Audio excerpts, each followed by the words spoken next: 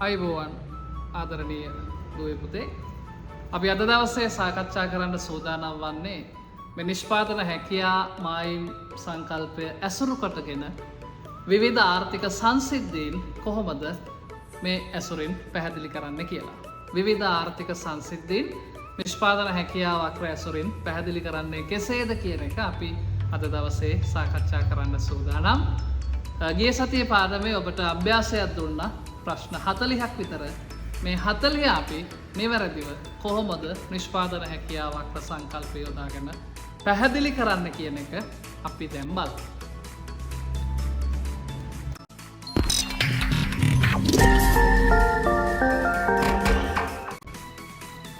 නිෂ්පාදන හැකියා මායිම් සංකල්පය යොදාගෙන අපිට විවිධ ආර්ථික සංසිද්ධීන් පැහැදිලි කිරීමට හැකියාව තියෙනවා.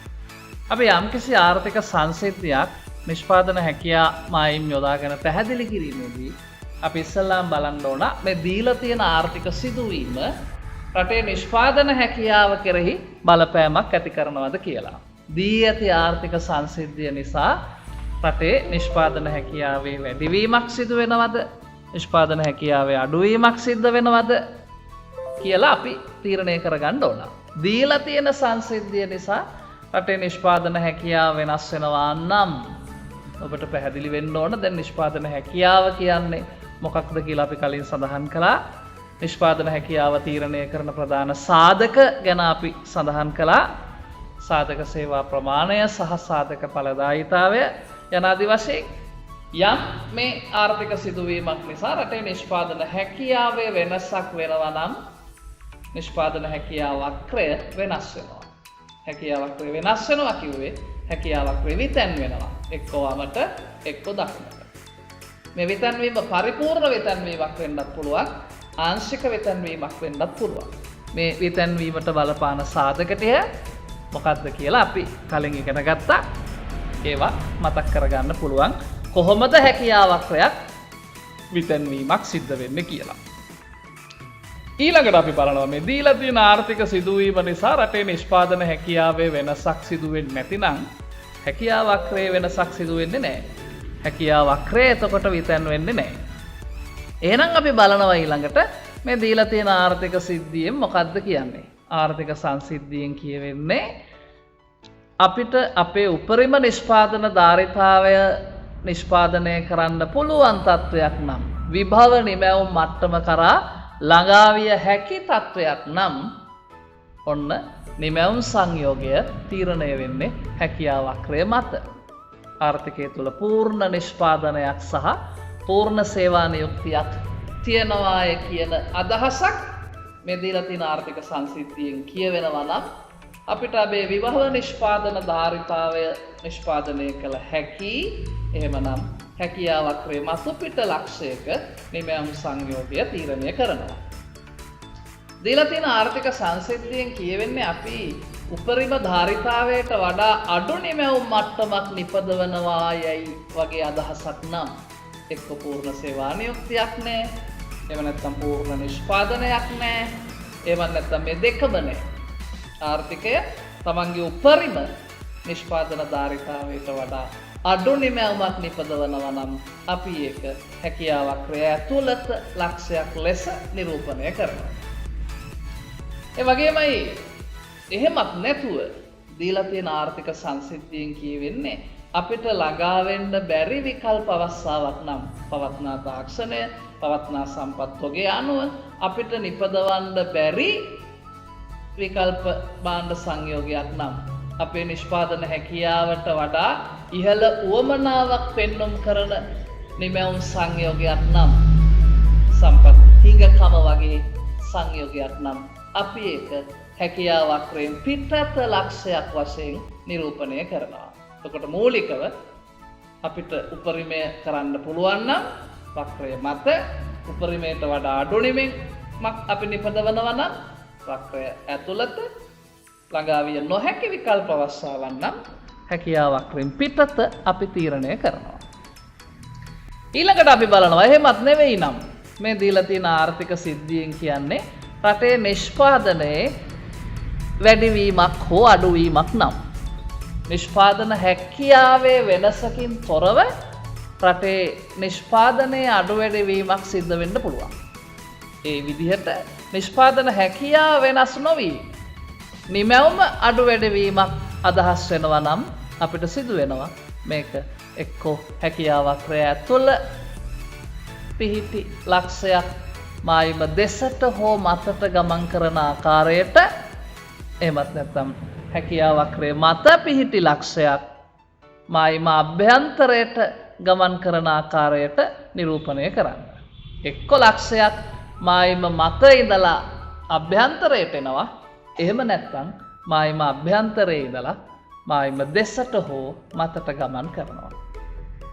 දීලා තියෙන ආර්ථික සංසිද්ධියෙන් කියවෙන්නේ කෙටි කාලීන වශයෙන් නිමැවුමේ වැඩිවීමක් නම් නිෂ්පාදන හැකියාවේ වෙනසකින් තොරව නිෂ්පාදන හැකියාවක් රැ ඇතුළත පිහිටි ලක්ෂයක් වක්‍රයේ දෙසට හෝ මතට ගමන් කරන ආකාරයට අපි ඒක නිරූපණය කරනවා.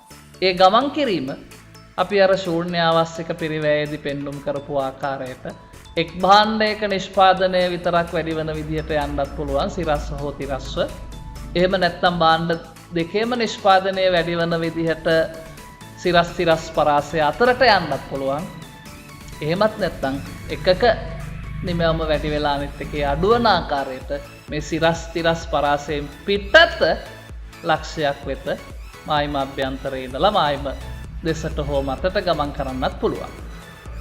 ඒ වගේම ඒක අනිත් පැත්ත යම් කිසි හේතුවක් නිසා රටේ නිෂ්පාදන හැකියාවේ අඩුවීමකින් තොරව නිෂ්පාදනයේ අඩුවීමක් පෙන්눔 කරනවා නම් අපිට සිදු වෙනවා ඒක හැකියාවක් රැ මත පිහිටි ලක්ෂයක් මායිම අභ්‍යන්තරයට ගමන් කරන ආකාරයට නිරූපණය කරන්න. හැකියාවක් රැ මත පිහිටි ලක්ෂයක් මායිම අභ්‍යන්තරයට එද්දිත් ඒ දීලා තියෙන සිද්ධියෙන් කියවෙන ආකාරයට එක් භාණ්ඩයක නිමැවුම අඩු වෙන්නත් පුළුවන් භාණ්ඩ දෙකේම නිමැවුම අඩු වෙන්නත් පුළුවන්. ඒ කියවෙන ආකාරය දිහා බලලා අපිට සිද්ධ වෙනවා නිවැරදිව මේක නිරූපණය කිරීමට.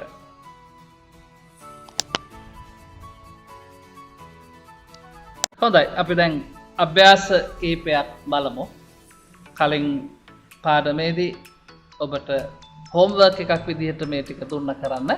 අපි දැන් බලමු මේක නිවැරදිව නිෂ්පාදන හැකියාවක් ඇසුරින් මේ සංකල්ප සිද්ධීන් පැහැදිලි කරන්නේ කොහොමද කියලා. පළවෙනි එක නිෂ්පාදන හැකියාව වැඩිවීම. දැන් එහෙනම් කියලා දුන්න ආකාරයට නිෂ්පාදන හැකියාව වැඩි වෙනවා නම් කෙලින්ම රටේ නිෂ්පාදන හැකියාවක් රැ විතැන්වීමක් සිද්ධ වෙනවා. කොහෙටද විතැන් වෙන්නේ? හැකියාව වැඩි වෙනවා නම් නිෂ්පාදන හැකියාවක් රැ දකුණට විතැන් වෙනවා. ඒ නිසා අපි ප්‍රසාරයක් අඳිනවා. ඇඳලා අපි නිෂ්පාදන හැකියාවක් රැ අඳිද්දී සාමාන්‍යයෙන් අපි අඳින්නේ මූලයට අවතල එහෙම නැත්නම් ඉදිරියට නෙරා ගිය නිෂ්පාදන හැකියාව වක්‍රයක්. එහෙම වක්‍රයක් ඇඳලා අපි ඒක මේ නිෂ්පාදන හැකියාවක් රැ දකුණට විතැන්වීමක් වශයෙන් නිරූපණය කරනවා. භාණ්ඩ දෙක අපි සඳහන් කළා X භාණ්ඩය Y භාණ්ඩය PPC 1 ඔන්න PPC 2 දක්වා දකුණට විතැන් වුණා. රටේ නිෂ්පාදන හැකියාව වැඩි වන විට නිෂ්පාදන හැකියාවක් රැ දකුණට විතැන් වේ. දෙවැනි එක නිෂ්පාදන හැකියාව අඩු වීම. එහෙනම් ඒකේ අනිත් පැත්ත. ප්‍රසාරයෙන් දා X Y නිෂ්පාදන හැකියාව අඩු වෙනවා නම් එහෙනම් ඔබ දන්නවා දැන් මොකද වෙන්න ඕන? නිෂ්පාදන හැකියාවක් රැ වමට විතැන් වෙන්න ඕන. පරිපූර්ණ විතැන්වීමක්. එහෙනම් අපි යන්න PPC 1 ඉඳලා PPC බිඳුව දක්වා නිෂ්පාදන හැකියාවක් රැ වමට විතැන් වුණා. වමට විතැන්වීම නිරූපණය කිරීමට අපි මේ ඊතලයක් හෝ දෙකක් අපි නිරූපණය කළ යුතුයි. එහෙම නැත්නම් කුමන දිශාවට විතැන් වූයේද යන්න කියන එක පිළිබඳව ප්‍රශ්නාර්ථයක් හිටිනවා. ඒ නිසා ඔන්න ඇඳලා ඉවරලා පිළිවුවා ආර්ථිකයක නිෂ්පාදන හැකියාව අඩු වන විට නිෂ්පාදන හැකියාව මායිම් වක්‍රය වමට විතැන් වේ. තුන්වෙනි එක සාධක සේවා ප්‍රමාණය වැඩිවීම. දැන් අපි කල්පනා කරන්න ඕන සාධක සේවා ප්‍රමාණය කොහෙද තිබ්බේ? ඔබට එහෙනම් මතක් වෙන්න ඕන නිෂ්පාදන හැකියාව තීරණය කරපු සාධක දෙකෙන් එකක් තමයි සාධක සේවා ප්‍රමාණය. එහෙනම් සාධක සේවා ප්‍රමාණය කෙලින්ම බලපානවා නිෂ්පාදන හැකියාවට. සාධක සේවා ප්‍රමාණය වැඩි වෙද්දී නිෂ්පාදන හැකියාව වැඩි වෙනවා. නිෂ්පාදන හැකියාව වැඩි වෙනවා නම් හැකියාවක් රැ දකුණට විතැන් වෙන්න ඕන. එහෙනම් අපි යන්දා x භාණ්ඩය y භාණ්ඩය PPC එක ඔන්න හැකියාව වක්‍රයේ දකුණට විතැන් වුණා PPC 2 දක්වා. අපි පොඩි සටහනක් ලියන ඕන්න එහෙනම් සාධක සේවා ප්‍රමාණය වැඩි වන විට නිෂ්පාදන හැකියාව වැඩි වී නිෂ්පාදන හැකියා මායිම් වක්‍රය දකුණට විතැන් වේ. අර සිද්ධ වෙච්ච දේ අපි වාක්‍යයකින් හෝ දෙකකින් කෙටියෙන් පැහැදිලි කළා. හතරවෙනි එක ඒක අනිත් පැත්ත එහෙමනම්. සාධක සේවා ප්‍රමාණය අඩු වෙද්දී නිෂ්පාදන හැකියාව අඩු වෙන්න ඕන. එහෙමනම් හැකියා වක්‍රය වමට විතැන් වෙන්න ඕන. එහෙනම් ප්‍රස්ථාරයෙන්ද x භාණ්ඩය y භාණ්ඩය PPC එක අපි මුලින් ඇඳ වක්‍රය. ඒ නිසා වමට විතැන් වෙන්නේ. ඒ නිසා වමෙන් අපි වක්‍රයක් ඇඳලා මූලයට අවතල අපි දැම්මා PPC බිඳුව කියලා ඊතලෙන් පෙන්눔 කළා. මේක වමට විතැන් වුණා කියලා. සටහනක් කිව්වා සාධක සේවා ප්‍රමාණය අඩු වන විට නිෂ්පාදන හැකියාව අඩු වී නිෂ්පාදන හැකියා මායිම් වක්‍රය වමට විතැන් වේ කියලා. පස්වෙනි එක සාධක ඵලදායීතාවයේ වැඩිවීම. factors productivity. අපි කල්පනා කරනවා මොකද්ද වෙන්නේ? එහෙමනම් ඔබට හිතෙන්න ඕන නිෂ්පාදන හැකියාව තීරණය කරන සාධක දෙකක් තිබුණා. එකක් සාධක සේවා ප්‍රමාණය, අනිත් එක සාධක ඵලදායීතාවය. එහෙනම් සාධක ඵලදායීතාවයේ ඍජුවම නිෂ්පාදන හැකියාවට බලපානවා. සාධක ඵලදායීතාවය වැඩි වෙද්දී නිෂ්පාදන හැකියාව වැඩි වෙනවා. එහෙමනම් හැකියා වක්‍රය දකුණට විතැන් වීමක් සිදු වෙනවා.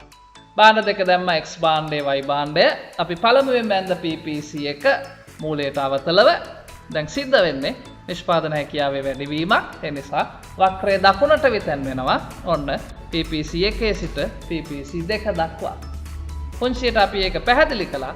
සාධක ඵලදායීතාවයේ වැඩි වන විට ආර්ථිකයේ නිෂ්පාදන හැකියාව වැඩි වී නිෂ්පාදන හැකියා මායිම් වක්‍රය දකුණට විතැන් වේ කියලා. ඊළඟට ඒක අනිත් පැත්ත තියෙන්නේ එහෙමනම් සාධක ඵලදායීතාවයේ අඩුවීම කියන එක. සාධක ඵලදායීතාවය අඩු වෙද්දී නිෂ්පාදන හැකියාව අඩු වෙනවා. හැකියා වක්‍රය කොහෙටද? වමට විතැන් වෙනවා. එහෙනම් එන්ද අපි x භාණ්ඩය y භාණ්ඩය PPC එක අපි එන්ද සාමාන්‍ය හැකියා වක්‍රය අලුතින් සිද්ධ වෙන්නේ පවත්නා වක්‍රයට වඩා වමින් නව හැකියා වක්‍රයක් නිර්මාණය වෙනවා. PPC බිඳුව දක්වා ඔන්න වමට විතැන් වුණා. එක් භාණ්ඩයක් සඳහා කියන කතන්දරයක් මේ සංසිද්ධියෙන් කියවෙන්නේ නැති නිසා මේක අපි පරිපූර්ණ විතැන්වීමක් වශයෙන් තමයි පෙන්눔 කරන්නේ. එහෙනම් ඔන්න ලිව්ව චූටි සටහනක් සාධක ඵලදායීතාවය අඩු වන විට නිෂ්පාදන හැකියාව අඩු වී නිෂ්පාදන හැකියා මායිම් වක්‍රය වමට විතැන් වේ කියලා. හත්වෙනි එක තාක්ෂණය දියුණු වීම. දැන් බලන්න ඕන මේක නිෂ්පාදන හැකියාවට බලපානවාද නැද්ද? නිෂ්පාදන හැකියාව තීරණය කරන සාධක දෙකයි. සාධක සේවා ප්‍රමාණය, සාධක ඵලදායීතාවය. සාධක ඵලදායීතාවය කිව්වහම ඒ අර්ථයේ තිබුණ භූමිය තිබුණාද නැහැ? භූමිය තිබුණ සාධක සේවා ප්‍රමාණයනේ භූමිය ශ්‍රමයේ ප්‍රාග්ධන ව්‍යවසායකත්වය. සාධක ඵලදායීතාවයේ තිබුණා අන්න තාක්ෂණය, මානව ප්‍රාග්ධනය, කළමනාකරණය, ශ්‍රම විභජනය හා විශේෂීකරණය. එහෙනම් තාක්ෂණය සාධක ඵලදායීතාවයට බලපානවා. ඒ තුළින් නිෂ්පාදන හැකියාවට බලපානවා. තාක්ෂණය දියුණු වෙද්දී සාධක ඵලදායීතාවය වැඩි වෙනවා. නිෂ්පාදන හැකියාව වැඩි වෙනවා. හැකියා වක්‍රය දකුණට විතැන් වෙනවා. ඔන්න එහෙනම් අපි ඇඳා x භාණ්ඩය y භාණ්ඩය PPC එක පවත්නා හැකියා වක්‍රයට වඩා දකුණින් PPC 2 කියලා නව හැකියා වක්‍රයක් බිහි වුණා. ඒ අනුව අපි සටහනක් ලිව්වා ආර්ථිකයක තාක්ෂණයේ දියුණු වන විට සාධක ඵලදායීතාවයේ වැඩි වී නිෂ්පාදන හැකියාව වැඩි වී නිෂ්පාදන හැකියා මායිම් වක්‍රය දකුණට විතැන් වේ කියලා. ඒක අනිත් පැත්ත එහෙනම් තාක්ෂණයේ පිරිහීම. තාක්ෂණයේ පිරිහෙනකොට සාධක ඵලදායීතාවය අඩු වෙනවා. නිෂ්පාදන හැකියාව අඩු වෙනවා. මායිම් වක්‍රයේ වමට විතැන් වීමක් සිදු වෙනවා. රූප සටහන ඇඳ x භාණ්ඩය y භාණ්ඩය සාමාන්‍ය හැකියා වක්‍රය අපි ඇඳ පවත්නායක PPC එක තාක්ෂණයේ පිරිහුණාම ඔන්න පරිපූර්ණව හැකියා වක්‍රය වමට විතැන් වුණා PPC බිඳුව දක්වා. පුංචි පැහැදිලි කිරීමක් කළා.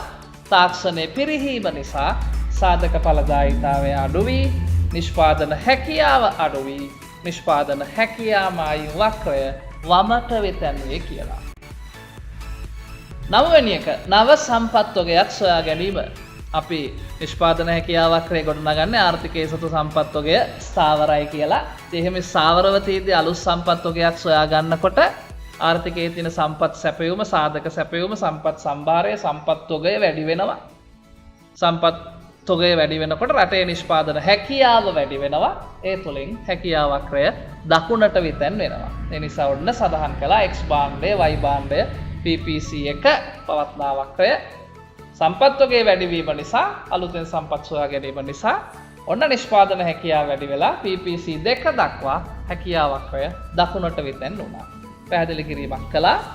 නව සම්පත් වගයක් සොයා ගැනීම නිසා ආර්ථිකයේ සතු සම්පත් සම්භාරය එහෙම නැත්නම් සම්පත් වගය වැඩි වී නිෂ්පාදන හැකියාව වැඩි වී නිෂ්පාදන හැකියාව වක්‍රය දකුණට විතැන් වේ කියලා. පවත්නා සම්පත් වගයක් විනාශ වීම 10 වෙනි එක. යම්කිසි හේතුවක් නිසා පවතින සම්පත් වගයක් විනාශ වෙන්න පුළුවන්. උදාහරණයකට සුනාමි හේතු කොටගෙන ලංකාවේ පවත්නා සම්පත් විනාශ වුණා. ශ්‍රම සම්පත විනාශ වුණා. ශ්‍රම බලකාය අඩු වුණා. ප්‍රාග්ධන සම්පත් විශාල වශයෙන් විනාශ වුණා. ප්‍රාග්ධන තොගය අඩු වුණා. ඒ නිසා මේ විදිහට යම් හේකින් ඔය විදිහේ සම්පත් වගයක් විනාශ වුණොත් ශ්‍රම බලකාය අඩු වුණා. ප්‍රාග්ධන සම්පත් විනාශ වුණා. ඒ හරහා ඔන්න රටේ සම්පත් තොගය අඩු වෙනවා. සම්පත් සැපයුම සම්පත් තොගය අඩු වෙනවා. සම්පත් තොගය අඩු වෙනකොට නිෂ්පාදන හැකියාව අඩු වෙනවා. ඒ තුලින් හැකියාව වක්‍රයේ වමට විතැන්වීමක් සිදු වෙනවා. එහෙනම් දැම්ම අපි X භාණ්ඩය, Y භාණ්ඩය පවත්නා හැකියාව වක්‍රය ඇඳලා දැම්ම PPC එක සම්පත් වගේ අඩු වීම නිසා නිෂ්පාදන හැකියාව අඩු වෙලා වක්‍රයේ වමට විතැන් වුණා PPC බිඳුව දක්වා. පැහැදිලි කිරීමක් කළා. පවත්නා සම්පත් වගයක් විනාශ වීම නිසා ආර්ථිකයේ සතු සම්පත් සම්භාරය අඩු වී නිෂ්පාදන හැකියාව අඩු වී නිෂ්පාදන හැකියා මායිම් වක්‍රය වමට විතැන් වේ කියලා. 11 වෙනි එක ආර්ථික වෘද්ධිය. ආර්ථික වෘද්ධිය කියන්නේ රටක මූර්ත දළදේශීය නිෂ්පාදිතය හෝ දළ ජාතික නිෂ්පාදිතය වසර 10ක් හෝ ඊට වැඩි කාල සීමාවක් තුළ අඛණ්ඩව ඉහළ යාම. රටක මූර්ත නිමැවුම සේවා නියුක්තිය දශකයක් හෝ ඊට වැඩි කාල සීමාවක් තුළ අඛණ්ඩව ඉහළ යනවා නම් අපි ඒක ආර්ථික වෘද්ධියක් කියලා කියනවා. රටේ දළදේශීය නිෂ්පාදිතය කියවහම ඒකේ ආංශික සංයුතිය තුළ කෘෂිකාර්මික භාණ්ඩ, කාර්මික සේවා වශයෙන් අංශ 3ක් දකින්න තියෙනවා. කෘෂිකාර්මික, කාර්මික සේවා කියලා. ඒ නිසා අපි මේ ආර්ථික වෘද්ධිය, හරි ආර්ථික බිඳ වැටීම, ආර්ථික පරිහානිය, ආර්ථික පසුබැසීම යනාදී සංකල්ප අපි නිෂ්පාදන හැකියාවක්‍රය තුළ නිරූපණය කරද්දී අපි සාමාන්‍යයෙන් X හා Y කියන භාණ්ඩ දෙවර්ගය යොදාගන්නේ නැහැ. අපි එවැනි අවස්ථාවල එක් පැත්තක දානවා කෘෂිකාර්මික භාණ්ඩ, අනෙක් පැත්තක දානවා කාර්මික භාණ්ඩ. එක් පැත්තක කෘෂිකාර්මික භාණ්ඩ, අනිත් පැත්තේ කාර්මික භාණ්ඩ.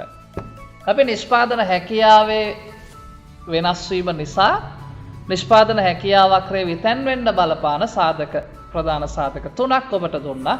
ඒකෙන් තුන්වෙනි සාධකය තමයි මේ ආර්ථික වෘද්ධිය හෝ ආර්ථික බිඳ වැටීම කියන එක. එහෙනම් ආර්ථික වෘද්ධිය කිව්වේ රටක මූර්ත නිමැවුම සේවා නියුක්තිය දශකයක් හෝ වැඩි කාල සීමාවක් තුළ අඛණ්ඩව ඉහළ යාම. එවිට ආර්ථිකයේ නිෂ්පාදන හැකියාව වැඩි වෙලා නිෂ්පාදන හැකියාවක්‍රය දකුණට විතැන්වීමක් සිදු වෙනවා. ඒ නිසා අපි ප්‍රස්ථාරයෙන් දා කෘෂිකාර්මික භාණ්ඩයි කාර්මික භාණ්ඩයි දාලා පවත්නා වක්‍රයේ PPC එක වශයෙන් අපි පෙන්වුම් කළා. ආර්ථික වෘද්ධියක් තියෙන්නේ හැකියාව වක්‍රය දකුණට විතැන් වුණා PPC දෙක දක්වා. මෙතන අපි වර්ෂ පෙන්වුම් කළා 2011 සිට අඩුම තරමින් දශකයක් කියන්නේ 2020 වෙන්න ඕන. ඒ නිසා අපි ඒ අවුරුදු දෙකත් හැකියාව වක්‍රය තුල පෙන්වුම් කිරීමට වග බලා ගත යුතුයි. 12 වෙනි එක 50% ආර්ථික වෘද්ධිය. දැන් එහෙනම් ආර්ථික වෘද්ධිය කියන්නේ මොකක්ද කියලාත් දන්නවා. ආර්ථික වෘද්ධියේදී මොකක්ද වෙන්නේ කියලාත් දන්නවා. නිෂ්පාදන හැකියාව වක්‍රය දකුණට වෙතැන් වෙනවා කියන එකත් දැන් ඔබ දන්නවා. එහෙනම් මේ 50%ක කතන්දරයක් කියනවනේ. එහෙනම් අපිට සිදු වෙනවා සංඛ්‍යාත්මක වශයෙන් මේක 50%කින් දකුණට විතැන් කරන්න. අපි අර වගේම ප්‍රස්ථාරයක් ඇඳලා කෘෂිකාර්මික භාණ්ඩ එක් පැත්තක දැම්මා, අනිත් පැත්තේ කාර්මික භාණ්ඩ දැම්මා. මම සිරස්සක්ෂය නම් කළා 100 200 300 යනාදී වශයෙන් පරිමාණයට තිරස්සක්ෂය දැම්මා 50 100 150 කියලා. මම 200යි 100යි යා කළා මූලයට අවතල ලෙස PPC එක කියන හැකියාව වක්‍රය ඇඳලා. 200යි 100යි යා කරලා මූලයට අවතලව PPC එක ඇඳලා අපි හිතමු ඒක 2011 වර්ෂය කියලා. දැන් 150ක වෘද්ධියක් 150යි. අපි කෘෂිකාර්මික භාණ්ඩ පැත්ත එහෙම නැත්නම් සිරස්සක්ෂය දිහා බැලුවොත් අපි දැන් 200 ඉන්නේ. 200න් 150ක් කියන්නේ භාගයක්නේ. 150ක් නම් 200ට 100ක් වැඩි වෙන්න ඕන. ඒ අනුව 200 පැත්තේ තියෙන එක 300 වෙන්න ඕන. ඒ නිසා ලක්ෂයක් තියාගත්තා අපි 300 ගාවින්. තිරස්සක්ෂයට එහෙම නැත්නම් කාර්මික භාණ්ඩ පැත්තට ගියා අපි ඉන්නේ 100යි. කාර්මික භාණ්ඩ 100යි නිපදවන්නේ. 150කින් වැඩි වෙනවා කියන්නේ 150කින් වැඩි වුණාම දැන් අලුත් අගය 150ක් වෙන්න ඕන. ඒ නිසා 150 ගාවින් අපි ඔන්න ලක්ෂයක් තිබ්බා. ඒ දෙක යා කරලා මූලයට අවතල ලෙස අපි ඔන්න හැකියාව වක්‍රයන්ද PPC දෙක අවම දශකයන් නිසා ඔන්න මම 2020 කියලා දැම්මා. ඒ නිසා ඔන්න සංඛ්‍යාත්මක වශයෙන් එවැනි අවස්ථාවක නිෂ්පාදන හැකියාව වක්‍රය දකුණට විතැන්වීම නිරූපණය කළ යුතුයි. මේ ප්‍රස්සාරයේ කොන් දෙකෙන් පමණක් නෙවෙයි මැදින් ගත්තත් අපි ඊතලයක් ගාලා කොහෙන් නිරූපණය කළත් මේ 150 සංඛ්‍යාත්මකව තිබිය යුතුයි කියන එක. 13 වෙනි එක ආර්ථික බිඳ වැටීම. රටේ මූර්ත නිමැවුම සේවා නියුක්තිය නැත්නම් රටේ දළදේශීය නිෂ්පාදිතයේ මූර්තමය වශයෙන් දිගු කාලයක් තුල අඛණ්ඩව ඉහළ යාම අපි ආර්ථික වෘද්ධියක් ලෙස සඳහන් කළාට බිඳ වැටෙන්න දිගු කාලයක් අවශ්‍ය නැහැ.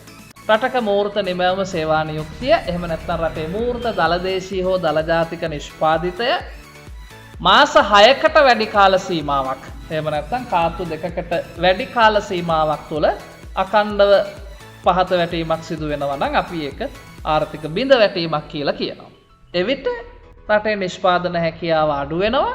හැකියාව වක්‍රේ වමට විතැන්වීමක් සිද්ධ වෙනවා. අර හැකියාව වක්‍රේ විතැන්වෙන්න බලපාපු තුන්වන සාධකයනේ ඔය. එතකොට අපි රූප සටහන අඳිද්දී XY කියලා සාමාන්‍යයෙන් දාන්නේ නැහැ. අපි දැම්ම කෘෂිකාර්මික භාණ්ඩ එක පැත්තක කාර්මික භාණ්ඩ එක පැත්තක. PPC එක වශයෙන් සඳහන් කළා පවතින වක්‍රය නිමැවුම සේවා නියුක්තිය මූර්තමය වශයෙන් මාස 6කට වැඩි කාල සීමාවක් අඛණ්ඩව පහත වැටුණු නිසා නිෂ්පාදන හැකියාව අඩු වෙලා වක්‍රය වමට විතැන්වුණා PPC බිඳුව දක්වා. ඒ පැහැදිලි කිරීම අපි ඔන්න සිද්ධ කළා දකුණු පැත්තේ. ඊළඟට 14 වෙනි එක ආර්ථික අවපාතය හෝ ආර්ථික පරිහානිය කියන තත්ත්වය. රටක මේ ආර්ථිකමය තත්ත්වයන් දැන් මේක කියන ආර්ථික කෑල්ල ඉස්සරහට ඇවිල්ලානේ ආර්ථික වෘද්ධිය ආර්ථික බිඳ වැටීම ආර්ථික පරිහානිය. ඒ නිසා අපි භාණ්ඩ දෙවර්ගයේ හැමතිස්සෙම කෘෂිකාර්මික කාර්මික කියලා තමයි යොදාගන්නේ. මේ ආර්ථික අවපාතය පරිහානිය කියන එකේදී රටේ නිෂ්පාදන හැකියාව අඩු වෙලා නිෂ්පාදන හැකියාව වක්‍රය වමට විතැන්වීමක් සිදු වෙනවා. PPC 1 සිට PPC බිඳුව දක්වා වමට විතැන්වීමක් සිදු වෙනවා. ආර්ථික අවපාතය හෝ ආර්ථික පරිහානිය කියන සංකල්පයේදී ඔබ අසා ඇති අවසාන වශයෙන් ලෝක ආර්ථික පරිහානිය 1929-31 වගේ කාලවකවානුවල ලෝකයේ දකින්න තිබුණා. මේ ආර්ථික පරිහානිය නිසා කන්න බොන්න නැතුව මිනිස්සු මිය ගිය අවස්ථා තිබුණා ලක්ෂ ගණන් මිලියන ගණන්. ඒ නිසා මේක රටේ සම්පත් සම්භාරයට සාධක සේවා ප්‍රමාණයට සාධක ඵලදායීතාවයට බලපානවා. ඒ නිසා රටේ නිෂ්පාදන හැකියාව අඩු වෙලා හැකියාව වක්‍රය වමට විතැන්වීමක් සිදු වුණා. ආර්ථික පසුබැසීම. ආර්ථික පසුබැසීම කියලා කියන්නේ රටේ මූර්ත නිමැවුම සේවා නියුක්තිය එහෙම නැත්නම් රටේ මූර්ත දළදේශීය හෝ දළජාතික නිෂ්පාදිතය මාස 6කට අඩු කාල සීමාවක් තුල පහත වැටෙනවා නම් ඒක ආර්ථික පසුබැසීමක්. මූර්ත නිමැවුම සේවා නියුක්තිය කෙටි කාලයක් මාස 6ක් හෝ ඊට අඩු කාල සීමාවක් තුල පහත වැටීම ආර්ථික පසුබැසීම. එතකොට රටේ නිෂ්පාදන හැකියාවේ වෙනසක් සිදු වෙන්නේ නැහැ. පසුබැසීමක්නේ. දැන් අපි උදාහරණයකට ගත්තොත් කවුරු හරි පොන්සේකා හරි වීරසිංහ හරි වික්‍රමසිංහ හරි වීරරත්න හරි බොතේජු හරි කවුරු හරි ඔබ යම්කිසි දන්නකො මොකක් හරි හේතුවක් නිසා කියලා ඔබේ ප්‍රියයන් ඔබෙන් වෙන්වීම නිසා ඔබට යම්කිසි වේදනාවක් දුකක් තියෙනවා. ඒත් එක්කම ඒ කාලවකවානුවේ ප්‍රියයන්ගෙන් වෙන්වීම සිදු වකවානුවේදීම ටර්ම් ටෙස්ට් එක තිබුණොත් එහෙම භාරත් විභාගයේ තිබ්බොත් එහෙම මොකද වෙන්නේ? ඔබගේ ලකුණු අඩු වෙනවා. විභාගයේ ලකුණු අඩු වෙනවා. මේක දිගු කාලීන දෙයක්ද කෙටි කාලීන දෙයක්ද? දිගු කාලීනද කෙටි කාලීනද? මේක කෙටි කාලීනයි. ප්‍රියයන්ගෙන් වෙන්වීම දිගු කාලීන වෙන්න පුළුවන්. නමුත් ඔබේ මනස මේක මතක තියාගෙන ඉන්න ආකාරය මේක බලපාන ආකාරය බොහොම කෙටි කාලීනයි. ඒ නිසා මාසයක් දෙකක් විතර යනකොට මේ සිද්ධි ඔක්කොම ටික අමතක වෙලා නේ ඔබ ආයි පුරුදු තත්ත්වයට ඇවිල්ලා පාඩම් කරලා ඔබට පුළුවන් ඔබේ සාමාන්‍ය ලකුණු මට්ටමට එන්න. ඒක තමයි අපි කියන්නේ පසුබැසීමක් කියලා. ඒක සිදු වුණේ මේ ප්‍රේයන්ගෙන් වෙන්වීම නිසා తాවකාලික පසුබැසීමක් සිදු වුණා. නමුත් මොකක් හරි හේතුවක් නිසා හිතන්නකෝ ඔබේ හිස කොහේ හරි වැදුනා කියලා. හිස කොහේ හරි වැදිලා පොඩි හිසේ ඩැමේජ් එකක් වෙලා මේක සුව කරගන්නවා. නමුත් මේක මනසට බලපානවා. වෛද්‍යවරු කියනවා මේක මතක ශක්තිය අඩු කරන්න මේක බලපානවා කියලා. අන්න එහෙම වුණා නම් මොකද වෙන්නේ? දැන් ඔබට මේ කරන දේවල් මතක හිටින්නේ නැහැ. අන්න ඔබේ හැකියාවම අඩු වුණා. ඒක පසුබැසීමක් නෙවෙයි. ඒක ඔබේ හැකියාවේම අඩුවීමක්. ඒ නිසා අන්න එතකොට හැකියාව අඩු වෙලා නම් වක්‍රය විතන්වීම සිද්ධ වෙන්න බෑනේ. ඒ නිසා මේ ආර්ථික පසුබැසීම කියන්නේ කෙටි කාලීන තත්ත්වයක්. ලෝකයේ වේගවත්ම ක්‍රීඩකයා අපි කිව්වොත් උසේන් බෝල්ට් කියලා. නේ? එයාගේ කකුලේ හිතන්නකෝ මසල්ස් මොනවා හරි පේන් එකක් හරි මොකක් හරි නිකන් తాවකාලික හේතුවක් මස් පිටු කරලිලා හරි කකුල උලුක් වෙලා හරි හේතුවක් නිසා එයාට ඔලිම්පික් දුවා ගන්න බැරුව වෙනවා.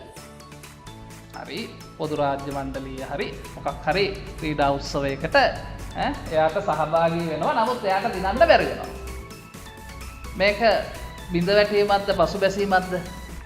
මේක පසුබැසීමක්. මේක తాවකාලික තත්ත්වයක් නේ. ඊළඟ ඔලිම්පික් එක එනකොට හෝ ඊළඟ අවුරුද්දේ ක්‍රීඩා උළෙල එනකොට මෙයා මේක සුව කරගෙන මෙයා සුපුරුදු තත්ත්වයට ඇවිල්ලා සුපුරුදු දස්කම් දක්වනවා.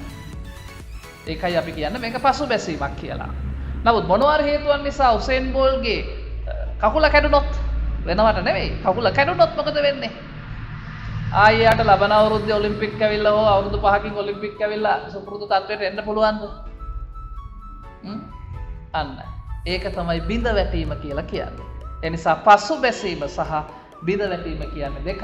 ආර්ථික පසුබැසීම කියලා කියන්නේ මේ කෙටි කාලීන වශයෙන් නිමැවුමේ සිදුවන පහත වැටීමක්. එහෙනම් අපි මේ ආර්ථිකමය සිදුවීමක් නිසා අපි එක් පැත්තක දැම්ම කෘෂිකාර්මික භාණ්ඩ අනිත් පැත්තේ කාර්මික භාණ්ඩ. මේ රටේ මූර්ත නිමැවුමටනේ බලපාන්නේ ආර්ථිකමය සිද්ධියක් කිව්වේ ඒකයි. රටේ දලදේශීය හෝ දලජාතික නිෂ්පාදිතයට බලපාන සංසිද්ධියන් නිසා එක් පැත්තක කෘෂිකාර්මික භාණ්ඩත් අනිත් පැත්තේ අපි කාර්මික භාණ්ඩත් දැම්මා. මේ නිමැවුම ආර්ථික පසුබැසීමෙන්ද කලින් හොඳ තත්ත්වෙ හිටියනේ. එහෙනම් අපි හිතුවා මායිම මත ඉන්නේ. ඔබ ඔබේ උපරිමය කළා, බෝල්ට් එයාගේ උපරිමය කළා, මායිම මත හිටියා. දැන් පසුබැසීමෙන් මොකක් කර හේතුවක් නිසා ප්‍රියයන්ගෙන් වෙන් වුණා හරි මසල්ස් පේන් එකක් වුණා හරි බෝල්ට්නේ.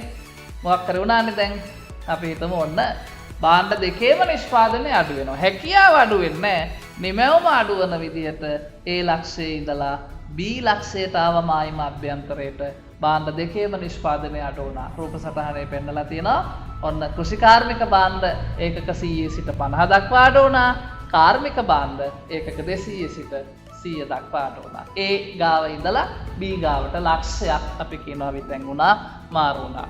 මේක කෙටි කාලින තත්ත්වයක්. ওই තත්ත්වය පහව ගියොත් ආයි B ගාව ඉඳලා A ගාවට අනිත් පැත්තට යන්න පුළුවන්. ඒ නිසා ආර්ථික පසුබැසීම අපි මෙන්න මේ ආකාරයට නිරූපණය කරනවා.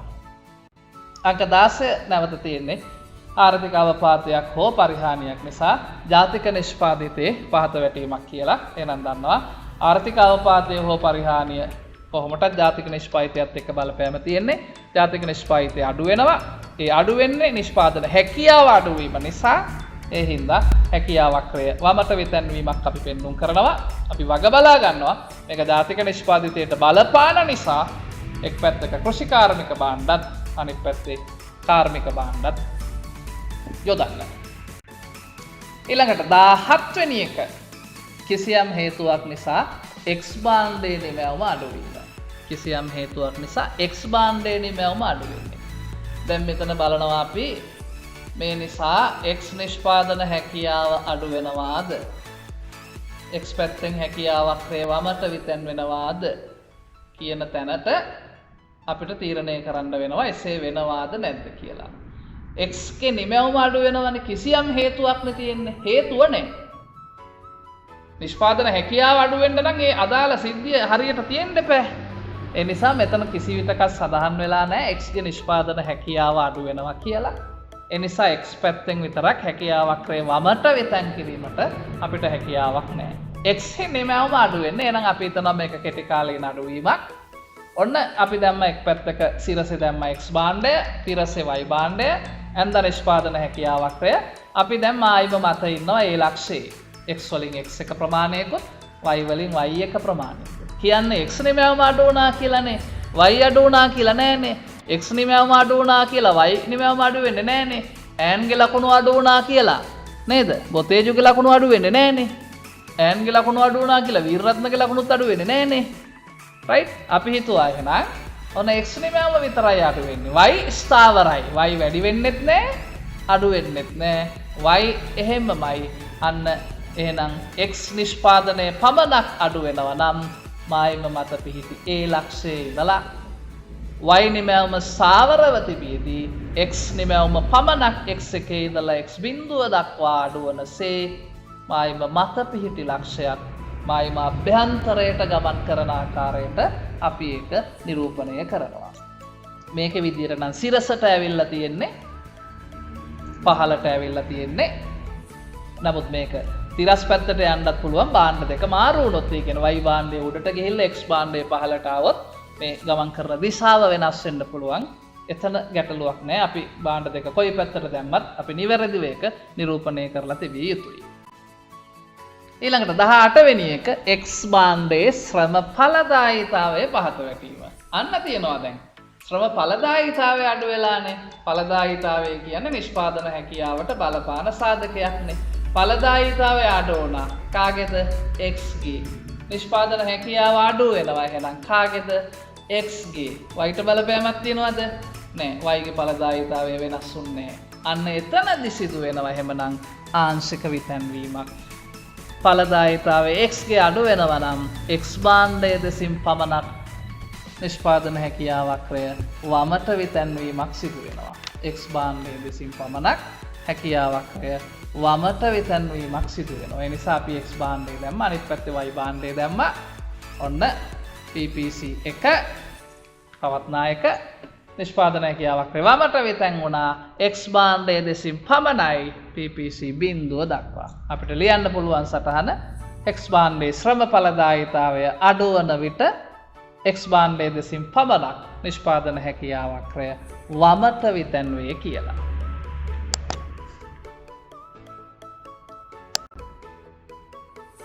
අංක 19 පූර්ණ සේවා නියුක්තිය. පූර්ණ සේවා නියුක්තිය එහෙම නැත්නම් සේවා නියුක්තිය කියන සාධකය නිෂ්පාදන හැකියාවට බලපාන්නේ නැහැ. සම්පත් භාවිතයනේ සේවා නියුක්තිය කියන්නේ. සම්පත් අපි උපරිමයෙන් භාවිතා කළොත් උපරිමයෙන් ඉපදවන්න පුළුවන්. අඩුවෙන් භාවිතා කළොත් උපරිමයෙන් ඉපදවන්න බෑ. ඒ නිසා ලක්ෂයක් තමයි තීරණය වෙන්නේ. නිෂ්පාදන හැකියාව වක්‍රයේ වෙනස් වීමක් සිද්ධ වෙන්නේ නැහැ. පූර්ණ සේවා නියුක්තියක් පමණක් වැඩක් නැහැ. හැකියාව වක්‍රයේ මතට එන්න නම් පූර්ණ නිෂ්පාදනයකුත් ඕනනේ. නමුත් මේ සිද්ධිය දීලා තියෙන පූර්ණ සේවා නියුක්තිය පමණයි. ඒ නිසා අපිට පුළුවන් මේක හැකියාව වක්‍රයේ මත තියන්න. අපි උපකල්පනය කරනවා පූර්ණ සේවා නියුක්තිය සමග පූර්ණ නිෂ්පාදනයකුත් තියෙනවා. එහෙමනම් හැකියාව වක්‍රයේ මත ඉන්නවා. හැබැයි පූර්ණ සේවා නියුක්තියක් තියෙන සෑම විටම නිමැවුම් සංයෝගයේ හැකියාව වක්‍රයේ මත තීරණය වෙන්නේ නැහැ. පූර්ණ සේවා නියුක්තිය තිබිලා පූර්ණ නිෂ්පාදනයක් නොමැති වුණොත් අපිට සිදු වෙන්නේ හැකියාව වක්‍රයේ ඇතුළත ඉන්න. ඒ නිසා මෙතනදී මම මේ දෙකම සඳහන් කළා. පූර්ණ සේවා නියුක්තියත් එක්ක පූර්ණ නිෂ්පාදනයක් තිබුණා නම් අපි හැකියාවක් මත ඉන්නවා. පූර්ණ සේවා නියුක්තියක් තිබුණා නමුත් පූර්ණ නිෂ්පාදනයක් නැතිනම් හැකියාවක් ඇතුළේ ඉන්නේ. මතක තිබා ගන්න ඕන කාරණාව තමයි පූර්ණ සේවා නියුක්තියක් තියෙන සෑම විටම නිමැවුම් සංයෝගය හැකියාවක් මත තීරණය වෙන්නේ නැහැ කියන එක. 20 සේවා වියුක්තිය විරකියාව. කිසියම් සම්පත් වර්ගයක් අපි භාවිතා කරලා නැහැ කියන එකනේ ඔය කියන්නේ. සේවා වියුක්තියක් තියෙනවා නම් අපි නිෂ්පාදන හැකියාවක් ගොඩනැගිය වර්තමානයේ ප්‍රයෝජනට ගත හැකි සියලු සම්පත් ප්‍රයෝජනට ගත්තහමනේ අපි උපරිමයෙන් නිපදවන්නේ. ඒතර විරකියාව හෝ සේවා වියුක්තිය කියලා කියන්නේ අර සියලු සම්පත් ප්‍රයෝජනට අරගෙන නැහැ අපි. සියලු සම්පත් ප්‍රයෝජනට ගත්තේ නැහැ කියලා නිෂ්පාදන හැකියාව අඩු වෙන්නේ නැහැ. ඒ නිසා සිද්ධ වෙන්නේ සියලු සම්පත් ප්‍රයෝජනයට ගත්තේ නැතිනම් එහෙමත් නැත්නම් විරකියා තත්වයක් සේවා වියුක්ති තත්වයක් තියෙනවා නම් භාවිතයට නොගත් සම්පත් ටිකක් තියෙනවා. ඒ කියන්නේ අපිට අපේ විභව හෝ උපරිම නිමැවුම් මට්ටම නිපදවන්න බෑ. නිමැවුම් සංයෝගය නිෂ්පාදන හැකියාවක් ඇතුළත තීරණය වෙන්නේ. ඒ නිසා X භාණ්ඩය Y භාණ්ඩය කියලා දාලා නිෂ්පාදන හැකියාවක් ඉදිරියට නෙරලා ඇඳලා හැකියාවක් ඇතුළත ලක්ෂයක් තිබ්බා. A හරි B හරි C හරි D හරි X හරි Y හරි මොකක් හරි. XY දාන්න බෑ භාණ්ඩ දෙක XY කියලා දාපු නිසා ඔන්න තිබ්බා. කියලා අපි පැහැදිලි කිරීමක් කළා. ආර්ථිකය තුළ සේවා වියුක්තියක් පවතී නම් අදාළ ආර්ථිකයට තම උපරිම නිෂ්පාදන ධාරිතාවය කරා ළඟා විය නොහැකි බැවින් නිෂ්පාදන සංයෝගයන් හැකියාවක් ඇතුළත තීරණය වේ කියලා. 21 ඌණ සේවා නියුක්තිය සම්පත් ඌණ උපයෝජනය. දැන් පූර්ණ උපයෝජනයනේ පූර්ණ සේවා නියුක්තිය කිව්වේ. පූර්ණ සේවා නියුක්තියත් එක්ක උපරිම කාර්යක්ෂමතාවයක් නැත්නම් අපි කියනවා පූර්ණ නිෂ්පාදනයක් තිබ්බනම් අපි වක්‍රය මත ඉන්නේ. නමුත් දැන් ඌණ සේවා නියුක්තිය කියන අඩුවෙන් සම්පත් භාවිතා කළානේ. සම්පත් අඩුවෙන් භාවිතා කළා නම් නිපදවන්න වෙන්නේ අඩුවෙන්. අඩුවෙන් නිපදවනවා කියන්නේ උපරිමයෙන් නිපදවන්නේ නැහැ. අපි ඉන්නේ හැකියාවක් ඇතුළත. ඒ නිසා අපි දැම්ම X භාණ්ඩය Y භාණ්ඩය නිෂ්පාදන හැකියාවක් යන්දා ඉදිරියට නෙරලා නිෂ්පාදන හැකියාවක් ඇතුළත මම ලක්ෂයක් තිබ්බ D කියලා. සටහන පැහැදිලි කළා. ආර්ථිකය තුල සම්පත් ඌණ උපයෝජනයක් එහෙම නැත්නම් ඌණ සේවා නියුක්තියක් පවතින විට අර උපරිම ධාරිතාවයේ කරා ළඟා වෙන්න බැරි නිසා නිෂ්පාදන සංයෝගයන් නිෂ්පාදන හැකියාවක් ඇතුළත තීරණය වේ කියලා. 22 සම්පත් උපයෝජනයේ වැඩිවීම. දැන් අපි නිෂ්පාදන හැකියාවක් රේදී පූර්ණ සම්පත් උපයෝජනයක් තියෙනවා කියලානේ හිතන්නේ. උපරිම කාර්යක්ෂමයි කිව්වේ ඒකනේ. පූර්ණ උපයෝජනයක් තියෙනවා පූර්ණ නිෂ්පාදනයක් තියෙනවා. ඔය දෙකම තියෙනවා නම් අපි හැකියාවක් මත ඉන්නේ. සම්පත් උපරිම වශයෙන් අපි ප්‍රයෝජනයට ගන්නවා නම් උපයෝජනය කරනවා නම් ඊට වඩා තවදුරටත් උපයෝජනය වැඩි වෙන්න බෑනේ. සිංහල අර්ථයකුත් මෙතන තියෙනවා. සම්පත් උපයෝජනය වැඩි වෙනවා කියන එකෙන් කියන්නේ සියලු සම්පත් ප්‍රයෝජනයට ගත්තා නම් තවදුරටත් භාවිතය වැඩි කරන්න බෑනේ. එහෙනම් මේකේ ඇතුලෙන් කියවෙනවා සම්පත් පෙර භාවිතා කරලා තියෙන්නේ අඩුවෙන්. සම්පත් අඩුවෙන් තමයි උපයෝජනය වෙලා තියෙන්නේ. අඩුවෙන් උපයෝජනය වුණා නම් නිපදවන්නේ අඩුවෙන් ඉන්නේ හැකියාවක් ඇතුලේ. ඒ නිසා අපි යන්ද රූප සතහන X භාණ්ඩය Y භාණ්ඩය අපි පෙර සිටියේ නිෂ්පාදන හැකියාවක් ඇතුලේ A කියන ලක්ෂයේ X වලින් X එකක එකකුත් Y භාණ්ඩෙන් Y එකක එකකුත් නිෂ්පාදනය කළා. දැන් උපයෝජනය වැඩි වෙනවනේ. උපයෝජනය භාවිතය සේවා නියුක්තිය වැඩි වෙනවා. එතකොට නිෂ්පාදනය වැඩි වෙනවා. අපි හිතුව භාණ්ඩ දෙකේම නිෂ්පාදනය වැඩි වෙනවා කියලා. ඒ නිසා අපි මායිම ඇතුළත පිහිටියේ ලක්ෂයේ ඉඳලා ඕන් අපි මායිම දෙසට චුට්ටක් ගියත් ඇති. අපි මතටම ගියා B ලක්ෂයට. X නිමැවුම වැඩි වුණා X එකේ ඉඳලා X දෙකට. Y නිමැවුම වැඩි වුණා Y එකේ ඉඳලා Y දෙකට. සම්පත් උපයෝජනය වැඩි වෙන විට නිෂ්පාදන හැකියාවක් ඇතුළත පිහිටි ලක්ෂයක් භාණ්ඩ දෙවර්ගයේම නිෂ්පාදනයේ වැඩි වනසේ මායිම දෙසට හෝ මතට ගමන් කරයි. සම්පත් භාවිතය වැඩි වුණා කියලා මතක තියාගන්න ඕන. නිෂ්පාදන හැකියාවේ වෙනසක් සිදු නොවේ. 23 වෙනි එක රාජ්‍යංශය වඩා කාර්යක්ෂම වීම. දැන් මෙතන සිංහල අර්ථයෙන් ඔබට පැහැදිලි වෙනවා අපි හැකියාවක් ගොඩනගන්නේ උපරිම කාර්යක්ෂමයි කියන තැන ඉඳලා උපරිම කාර්යක්ෂමයි නම් අපි ඉන්නේ වක්‍රය මතනේ. එනිසා වක්‍රයක් විතැන් වෙන්න කිසිම හේතුවක් නැහැ.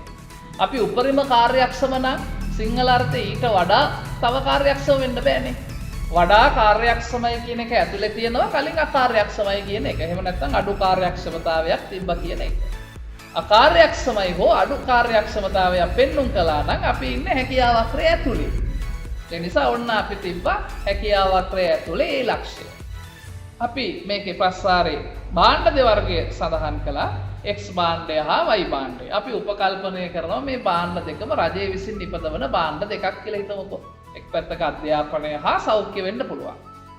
රාජ්‍යංශය නිෂ්පාදනය කරන භාණ්ඩ දෙකක්. දෙකම නිපදවන්නේ රජය. X Y කියන දෙකම අධ්‍යාපනය හෝ සෞඛ්‍ය හෝ මොනවා හරි ආණ්ඩුව විසින් නිෂ්පාදනය කරන භාණ්ඩ දෙකක්.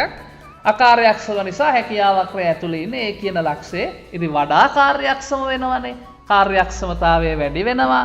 කාර්යක්ෂමතාවය වැඩි වෙනකොට නිමැවුම වැඩි වෙනවා. ක්‍රමයෙන් මායිම දෙසට හෝ මායිම මතට ගමන් කරනවා. ඒ නිසා ඒ ගාව ඉඳලා චුට්ටක් දකුණට තිබ්බත් ඇති ලක්ෂයක්. නමුත් අපි උපරිම කාර්යක්ෂමයි කියලා හිතලා මායිම මතට ගියා. ඒ ගාව ඉඳලා B ගාවට X නිෂ්පාදනය වැඩි වුණා X එකේ ඉඳලා X දෙකට, Y නිමැවුම වැඩි වුණා Y එකේ ඉඳලා Y දෙකට. අපි පැහැදිලි කළා X හා Y යන භාණ්ඩ දෙවර්ගයේම රාජ්‍යාංශය විසින් නිපදවන ආර්ථිකයක රාජ්‍යාංශය වඩා කාර්යක්ෂම වන විට නිෂ්පාදන හැකියාව වක්‍රය ඇතුළත පිහිටි ලක්ෂයක් භාණ්ඩ දෙවර්ගයේම නිෂ්පාදනය වැඩි වනසේ මායිම දෙසට හෝ මතට ගමන් කරයි කියලා. ඕකම වර්තමානයේදී අපිට පැහැදිලි කරන්න පුළුවන් භාණ්ඩ දෙවර්ගය රාජ්‍යංශය වඩා කාර්යක්ෂම වෙද්දී අපිට මේ භාණ්ඩ දෙවර්ගය යොදා ගන්න පුළුවන් එක් පැත්තක රාජ්‍යංශයේ භාණ්ඩ සහ අනිත් පැත්තේ පෞද්ගලිකාංශයේ භාණ්ඩ කියලා. එක් පැත්තක රාජ්‍යංශයේ භාණ්ඩ එහෙම නැත්නම් රාජ්‍ය භාණ්ඩ public goods and අනිත් පැත්තේ පෞද්ගලික භාණ්ඩ private goods.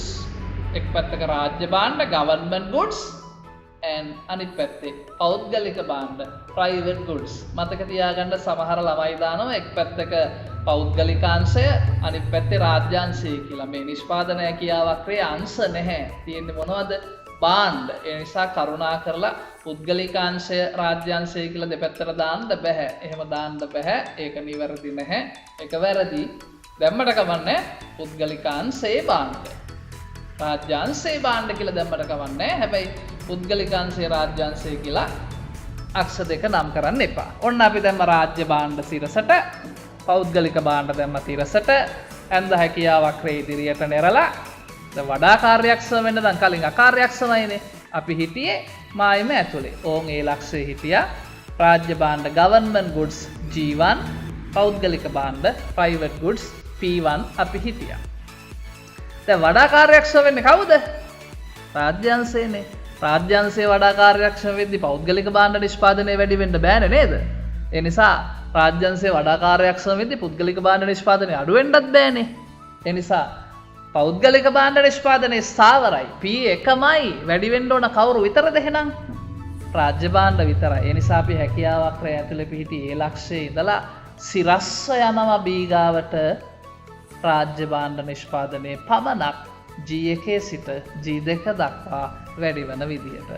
පුංචි පැහැදිලි කිරීමක් කළා අපි රාජ්‍ය භාණ්ඩ හා පෞද්ගලික භාණ්ඩ නිපදවන ආර්ථිකයක රාජ්‍යංශයේ වඩා කාර්යක්ෂම වූයේ නම් පෞද්ගලික භාණ්ඩ නිෂ්පාදනය නොවෙනස්ව තිබියදී රාජ්‍ය භාණ්ඩ පමණක් වැඩි වනසේ හැකියාව වක්‍රය ඇතුළත පිහිටි ලක්ෂයක් මායිම දෙසට හෝ මතට ගමන් කරයි කියලා. ඒ ගාව ඉඳලා චුට්ටක් සිරසට ගමන් කරලා තිබ්බත් ඇති.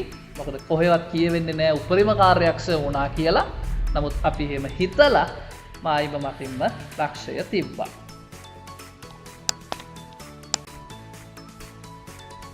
අංක 24. යුද්ධය සඳහා වැඩිපුර සම්පත් යෙදවීම. අපි නිෂ්පාදන හැකියාව වක්‍රයක් ගොඩනගන්නේ ආර්ථිකයේ සතු සම්පත් තොගය ස්ථාවරයි කියලා. එහෙමනම් එක් දෙයකට වැඩිපුර සම්පත් යොදවන්න නම් අනිත් භාණ්ඩය සඳහා යොදන සම්පත් ප්‍රමාණය අඩු කරන්න වෙනවා. ඒ නිසා අපි බලමු මොකක්ද මේ යුද්ධය සඳහා වැඩිපුර සම්පත් යෙදවීම කියද්දී අපිට මේ XY කියන භාණ්ඩ දෙවර්ගය යොදා ගන්න බෑ. යුද්ධය කියන්නේ භාණ්ඩයක් නෙවෙයි නේද? අපි එහෙනම් යොදා ගන්නවා එක් පැත්තකට ආරක්ෂක සේවා. යුද්ධ සේවා කිව්වට ඔන්න එක් පැත්තකින් කමකුත් නැහැ කියමු අපි. ආරක්ෂක සේවා එක් පැත්තක ආරක්ෂක සේවා දාලා අනිත් පැත්තේ වයි භාණ්ඩය හෝ පරිභෝජන භාණ්ඩ හෝ කෘෂිකාර්මික භාණ්ඩ දාන්න බෑ. එක් පැත්තක ආරක්ෂක සේවා දැම්මනම් අනිත් පැත්තෙන් ඕන සිවිල් සේවා. එදිනෙදා ජන ජීවිත කටයුතු ඒ කියන්නේ සිවිල් සේවා තමයි භාණ්ඩ දෙවර්ගය. එහෙනම් ඔන්න අපි එක් පැත්තක සිවිල් සේවා දාලා අනිත් පැත්තේ ආරක්ෂක සේවා දාලා මූලයට අවතල වූ නිෂ්පාදන හැකියාවක්‍රයක් ඔන්න ඇත්තා. යුද්ධය සඳහා වැඩිපුර සම්පත් යොදවන්න එපා. අපිත් යුද්ධයකට මුහුණ දුන්න ආර්ථිකයක්. ඔබට මතක ඇති අපේ නායකයෝ සඳහන් කළා යුද්ධය යන කාලේ ජනතාවට පටිසද කරගන්න කියලා. ඒ කියන්නේ යුද්ධය සඳහා වැඩිපුර සම්පත් යොදවද්දී එදිනෙදා මේ ජන ජීවිතයේ සිවිල් කටයුතු කැප කරන්න වෙනවා. සිවිල් සේවා කැප කරන්න අඩු කරන්න වෙනවා. ඒ නිසා වුණ අපි ඒ ලක්ෂයේ හිටියා මායිම මත Civil Service C1 and Security Service S1 කියලා මායිම මත පිහිටියේ ලක්ෂයේ හිටියා. දැන් යුද්ධය සඳහා වැඩිපුර සම්පත් යොදවන්න සිවිල් සේවා අඩු කරන්න ඕන. ඒ නිසා සිවිල් සේවා අඩු වුණා C1 ඉඳලා C0ට. Security Service වැඩි වුණා S1 ඉඳලා S2ට. මායිම මත ඒ ලක්ෂයේ හිටපු අපි මායිම දිගේ B ලක්ෂය කරා ගමන් කළා. අපි පැහැදිලි කළා යුද්ධය හෝ ආරක්ෂක සේවා සඳහා වැඩිපුර සම්පත් යෙදවීමට නම් සිවිල් සේවා කැප කළ යුතු බැවින් හැකියාවක්‍රය මත පිහිටි ලක්ෂයක් මායිම දිගේ ආරක්ෂක සේවා සඳහා වඩාත් කිට්ටු විකල්ප අවස්ථාවක් කරා ගමන් කරයි කියලා.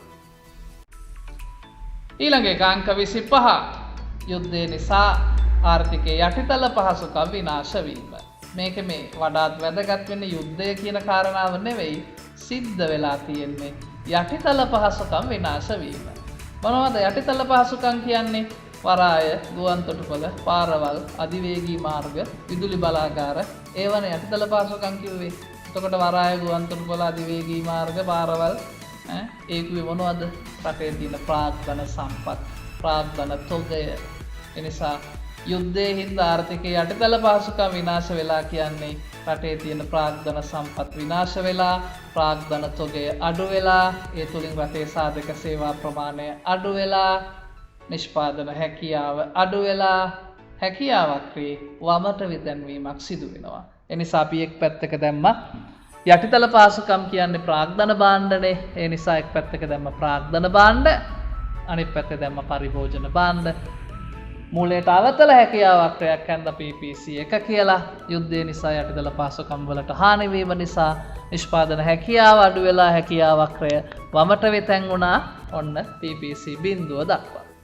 අපි පැහැදිලි කළා යුද්ධයක් නිසා ආර්ථිකයේ යටිතල පහසුකම් විනාශ වීම නිසා ආර්ථිකයේ නිෂ්පාදන හැකියාව අඩු වී නිෂ්පාදන හැකියාවක්‍රය වමට විතැන් වේ කියලා. අංක 29 ආයෝජනය වැඩිවීම. ආයෝජනය වැඩිවීම. ආයෝජනය කියන්නේ අපි මුල පාඩම් වලදී සඳහන් කළා රටක ප්‍රාග්ධන වත්කම් බිහි කිරීමේ ක්‍රියාවලිය. ගොඩනැගිලි යන්ත්‍ර සූත්‍ර යාන වාහන වැනි ප්‍රාග්ධන වත්කම් බිහි කිරීමේ ක්‍රියාවලිය. වරායවල්, ගුවන් තොටුපළවල්, පාරවත් ඔය සැදීමේ ක්‍රියාවලිය, සම්පාදනය කිරීමේ ක්‍රියාවලිය තමයි ආයෝජනය කියන්නේ. එහෙනම් ආයෝජනය වැඩි වෙද්දී රටේ ප්‍රාග්ධන සම්පත් ඔගේ වැඩි වෙනවා. නිෂ්පාදන හැකියාව වැඩි වෙනවා. හැකියාවක්‍රය දකුණට විතැන් වෙනවා. ආයෝජනය ගැන සඳහන් වන නිසා ආයෝජනය කියන රටේ ප්‍රාග්ධන භාණ්ඩ හෝ ආයෝජන භාණ්ඩ එක් පැත්තකට දැම්මා. අනිත් පැත්තේ අපි පරිභෝජන භාණ්ඩ දැම්මා. එහෙමනම් PPC 1 කියලා මූලයට අවතලව ඇඳපු වක්‍රය ආයෝජන වැඩිවීම නිසා දකුණට වෙතැන් වෙනවා PPC 2 දක්වා. පැහැදිලි කිරීමක් කළා. ආයෝජනය වැඩි වන විට ආර්ථිකයේ සතු ප්‍රාග්ධන තොගය වැඩි වී නිෂ්පාදන හැකියාව වැඩි වී නිෂ්පාදන හැකියාවක්‍රය දකුණට විතැන් වේ කියලා. අංක 30 ආයෝජනය සඳහා වැඩිපුර සම්පත් යෙදවීම. ආයෝජනය සඳහා වැඩිපුර සම්පත් යෙදවීම කියන එක මම ආකාර දෙකකට පැහැදිලි කරනවා. මේකේ වර්තමාන තත්ත්වය සහ අනාගත තත්ත්වය යන ආදී වශයෙන්. ආයෝජනය සඳහා වැඩිපුර සම්පත් යොදවන්න නම් අපි හැකියාවක්‍රයක් ගොඩනැගුවේ සම්පත් තොගේ ස්ථාවරයි. එහෙම තීන්දුව වැඩිපුර සම්පත් යොදවන්න බෑ. එහෙනම් සම්පත් වගේ සාවර නම් යම් දෙයකට වැඩිපුර සම්පත් යොදවන්න අනිත් එක අඩු කරන්න වෙනවා. ඒ නිසා ආයෝජනය කියන්නේ ප්‍රාග්ධන භාණ්ඩ ආයෝජන භාණ්ඩ එක් පැත්තකට දැම්මා. එක් පැත්තක ප්‍රාග්ධන භාණ්ඩ තියෙනවා නම් අනිත් පැත්තේ පරිභෝජන භාණ්ඩ. ඒ නිසා ආයෝජනය වැඩි කරන්න නම් මොකද කරන්න ඕන? පරිභෝජනය අඩු කරන්නම වෙනවා. ඒ නිසා ඔන්න අපි නිෂ්පාදන හැකියාව වක්‍රයන්ද මූලයට අවතලව අපි ඉන්නවා x ලක්ෂයේ C1 consumption goods පරිභෝජන භාණ්ඩ ආයෝජන භාණ්ඩ investment goods I1 කියලා අපි x ලක්ෂයේ ඉන්නවා මායිම මත. එහෙනම් අපිට සිදු වෙනවා ආයෝජනයේට වැඩිපුර සම්පත් යොදවන්න. ආයෝජනයේට වැඩිපුර සම්පත් යොදවද්දී අපිට සිදු වෙනවා පරිභෝජනය අඩු කරන්න C1 සිට C බිඳුවට. ආයෝජනය වැඩි වුණා I1 ඉඳලා I2ට. අපි හැකියාව වක්‍රය මත ඉඳලා x ලක්ෂයේ සිට මායිම දිගේ අපි y ලක්ෂය දක්වා ගමන් කරා. එනිසා ඔන්න වර්තමානයේ අපි ආයෝජනය සඳහා වැඩිපුර සම්පත් යෙදවීමේදී වත්මන් පරිභෝජනය අඩු වෙනවා.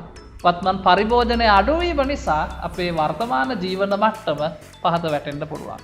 වර්තමාන ජීවන තත්ත්වය ටිකක් අසතුටුදායක වෙන්න පුළුවන්. මොකද ආයෝජනයට ගැන හිතලා ඒක වැඩි කරන්න ගද්දී වර්තමාන පරිභෝජනය අඩු වන නිසා. පැහැදිලි කිරීමක් කරලා තියෙනවා. පරිභෝජනය සඳහා වැඩිපුර සම්පත් යෙදවීමට නම් වත්මන් පරිභෝජනය කැප කළ යුතු බැවින් පරිභෝජන භාණ්ඩ නිෂ්පාදනය අඩු වී ආයෝජන භාණ්ඩ නිෂ්පාදනය වැඩි වනසේ හැකියාව වක්‍රය මත පිහිටි ලක්ෂයක් මායිම දිගේ ගමන් කරයි කියලා. හැබැයි මේක අනාගතය ගත්තොත් ඔබ ආයෝජනයට වැඩිපුර සම්පත් යෙදෙව්වා වර්තමාන පරිභෝජනය කැප කළා. ඒකේ ප්‍රතිඵලයක් ලෙස ආයෝජනය වැඩි වෙනවා අනාගතේ. ආයෝජනය වැඩිවීම නිසා ප්‍රාග්ධන තොගේ වැඩි වෙනවා, නිෂ්පාදන හැකියාව වැඩි වෙනවා, හැකියාව වක්‍රය දකුණට වෙතැන්වීමක් සිදු වෙනවා. ඒ නිසා අපි එක් පැත්තක ප්‍රාග්ධන හෝ ආයෝජන භාණ්ඩ දාලා අනිත් පැත්තේ පරිභෝජන භාණ්ඩ දාලා අපි PPC යන්දා පැවති තත්ත්වය දැන් අනාගතේ ආයෝජනය වැඩිවීම නිසා ඔන්න PPC දෙක දක්වා නිෂ්පාදන හැකියාව වක්‍රය දකුණට විතැන් වුණා. මේ PPC දෙක දක්වා හැකියාව වක්‍රය දකුණට විතැන්වීම හේතුවෙන් අනාගතේ පරිභෝජනයත් වැඩි වෙනවා. පරිභෝජන භාණ්ඩ නිෂ්පාදනය වැඩි වෙලා පරිභෝජන භාණ්ඩ පරිභෝජනය කිරීමේ හැකියාවත් වැඩි වෙනවා. ආයෝජන භාණ්ඩ නිෂ්පාදනයත් වැඩි වෙනවා. ඒ තුලින් අනාගත ජීවන තත්ත්වය වඩාත් ඉහළ යනවා. ඒ නිසා වර්තමාන පරිභෝජනය කැප කළ වර්තමානයේ ආයෝජනය සඳහා වැඩිපුර සම්පත් යෙදවීමේ ප්‍රතිඵලය අනාගතයේ භුක්ති විඳින්න පුළුවන්. අනාගත ජීවන මට්ටම වඩාත් උසස් වෙනවා. අපි පැහැදිලි කිරීමක් කරලා තියෙනවා. ආයෝජනය සඳහා වැඩිපුර සම්පත් යෙදවීම නිසා ආයෝජනය වැඩි වී නිෂ්පාදන හැකියාව වැඩි වී නිෂ්පාදන හැකියාව වක්‍රය දකුණට විතැන්වීම නිසා අනාගත ජීවන තත්ත්වය වඩාත් උසස් වනු ඇත කියලා.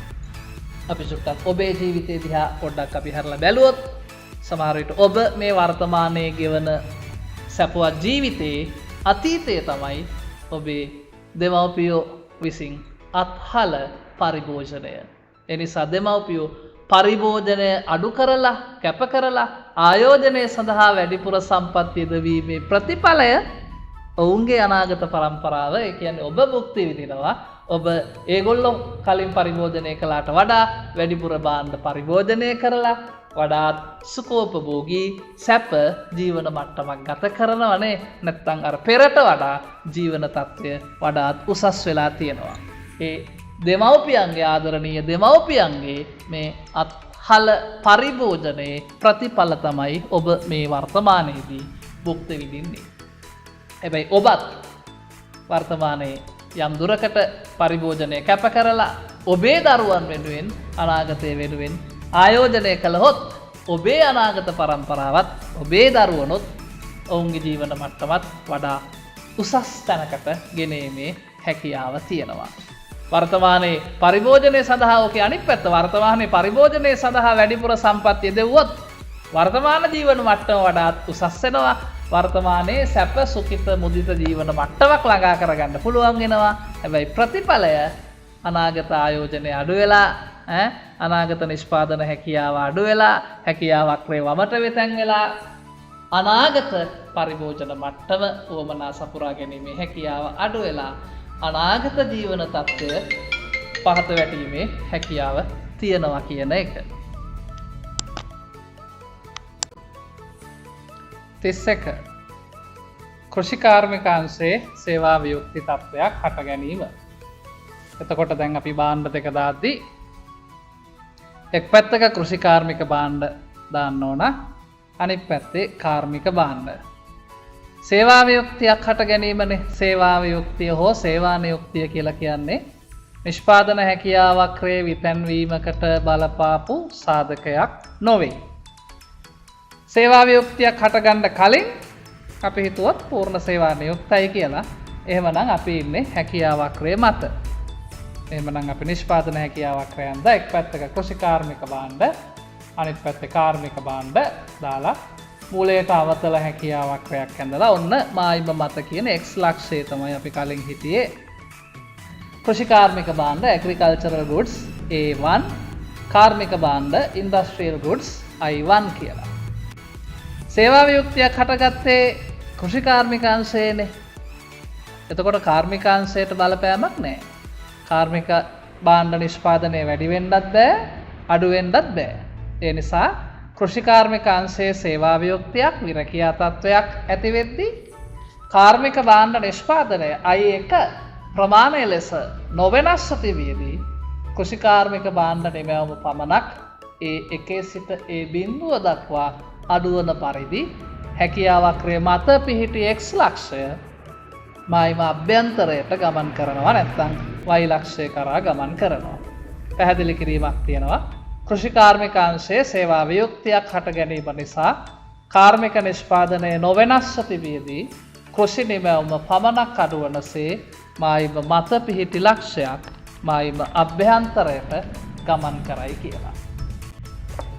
අංක 32 ඉල්ලුම අඩුවීම නිසා සේවා නියුක්තිය අඩුවීම. ඉල්ලුම කියන කාරණාව නිෂ්පාදන හැකියාවට බලපාන්නේ නැහැ. ඉල්ලුම අඩු වුණා කියලා නිෂ්පාදන හැකියාව අඩු වෙන්නෙත් නැහැ. ඉල්ලුම වැඩි වුණා කියලා නිෂ්පාදන හැකියාව වැඩි වෙන්නේ නැහැ. හැකියාව වෙනස් වෙන්නේ නැහැ. හැබැයි ඉල්ලුම අඩුවීම නිසා සේවා නියුක්තිය අඩු කළොත් ඉල්ලුම අඩුවීම නිසා නෙවෙයි. සේවා නියුක්තිය අඩුවීම නිසා සේවා නියුක්තිය අඩු වෙනවා කියන්නේ සම්පත් භාවිතය අඩු වෙනවා. ඒ තුලින් නිමැවුම අඩු වෙන්න පුළුවන්. දැන් ඔන්න එහෙනම් අපි X භාණ්ඩය හා Y භාණ්ඩය කියලා දාලා හැකියාවක්‍රේ මත හිටියා B ලක්ෂයේ X වලින් X එක ප්‍රමාණයකුත් Y වලින් Y එක ප්‍රමාණයකුත්. මොකක් හරි හේතුවක් නිසා ඉල්ලුම අඩුවීම හින්දා නිෂ්පාදකයා සම්පත් යෙදවීම භාවිතය සේවා නියුක්තිය අඩු කළොත් භාණ්ඩ දෙවර්ගයේම නිෂ්පාදනය අඩු වෙන පරිදි X නිමැවුම X එකේ ඉඳලා X බිඳුව දක්වාත් Y නිමැවුම Y එකේ ඉඳලා Y බිඳුව දක්වාත් අඩු වනසේ මායිම මත පිහිටි B ලක්ෂය මායිම අභ්‍යන්තරයේ පිහිටි C ලක්ෂය කරා ගමන් කරන්නාක්සේ අපිට ඒක නිරූපණය කිරීමට හැකියාව තියෙනවා. පැහැදිලි කරලා තියෙනවා ඉල්ලුම අඩුවීම නිසා සේවා නියුක්තිය අඩු වන විට නිෂ්පාදන හැකියාවක්‍රේ මත පිහිටි ලක්ෂයක් භාණ්ඩ දෙවර්ගයේම නිෂ්පාදනය අඩු වනසේ මායිම අභ්‍යන්තරයට ගමන් කරයි. මේකේ කොන්දේසියක් නැති නිසා අපි හිතනවා භාණ්ඩ දෙකේම සේවා නියුක්තිය අඩු වුණා කියලා. අන්න ඒ නිසා තමයි භාණ්ඩ දෙකේම නිමැවුම අඩු වනසේ මායිම මත පිහිටි ලක්ෂයක් මායිම අභ්‍යන්තරයට ගමන් කරේ. අංක 33 තියෙන්නේ ඉල්ලුම අඩුවීම නිසා X කර්මාන්තයේ සේවා නියුක්තිය අඩු වුණා. දැන් දන්නවා ඉල්ලුම අඩු වුණා කියලා හැකියාවේ වෙනසක් වෙන්නේ නැහැ. සේවා නියුක්තිය අඩු වුණොත් නිමැවුම අඩු වෙනවා. හැබැයි සේවා නියුක්තිය අඩු වෙලා තියෙන X කර්මාන්තයේ විතරයි කියන්නේ Y ගේ සම්පත් භාවිතයේ සේවා නියුක්තිය අඩුවීමක් වෙලත් නැහැ, වැඩිවීමක් වෙලත් නැහැ. Y නිමැවුම ස්ථාවර වෙන්න ඕන.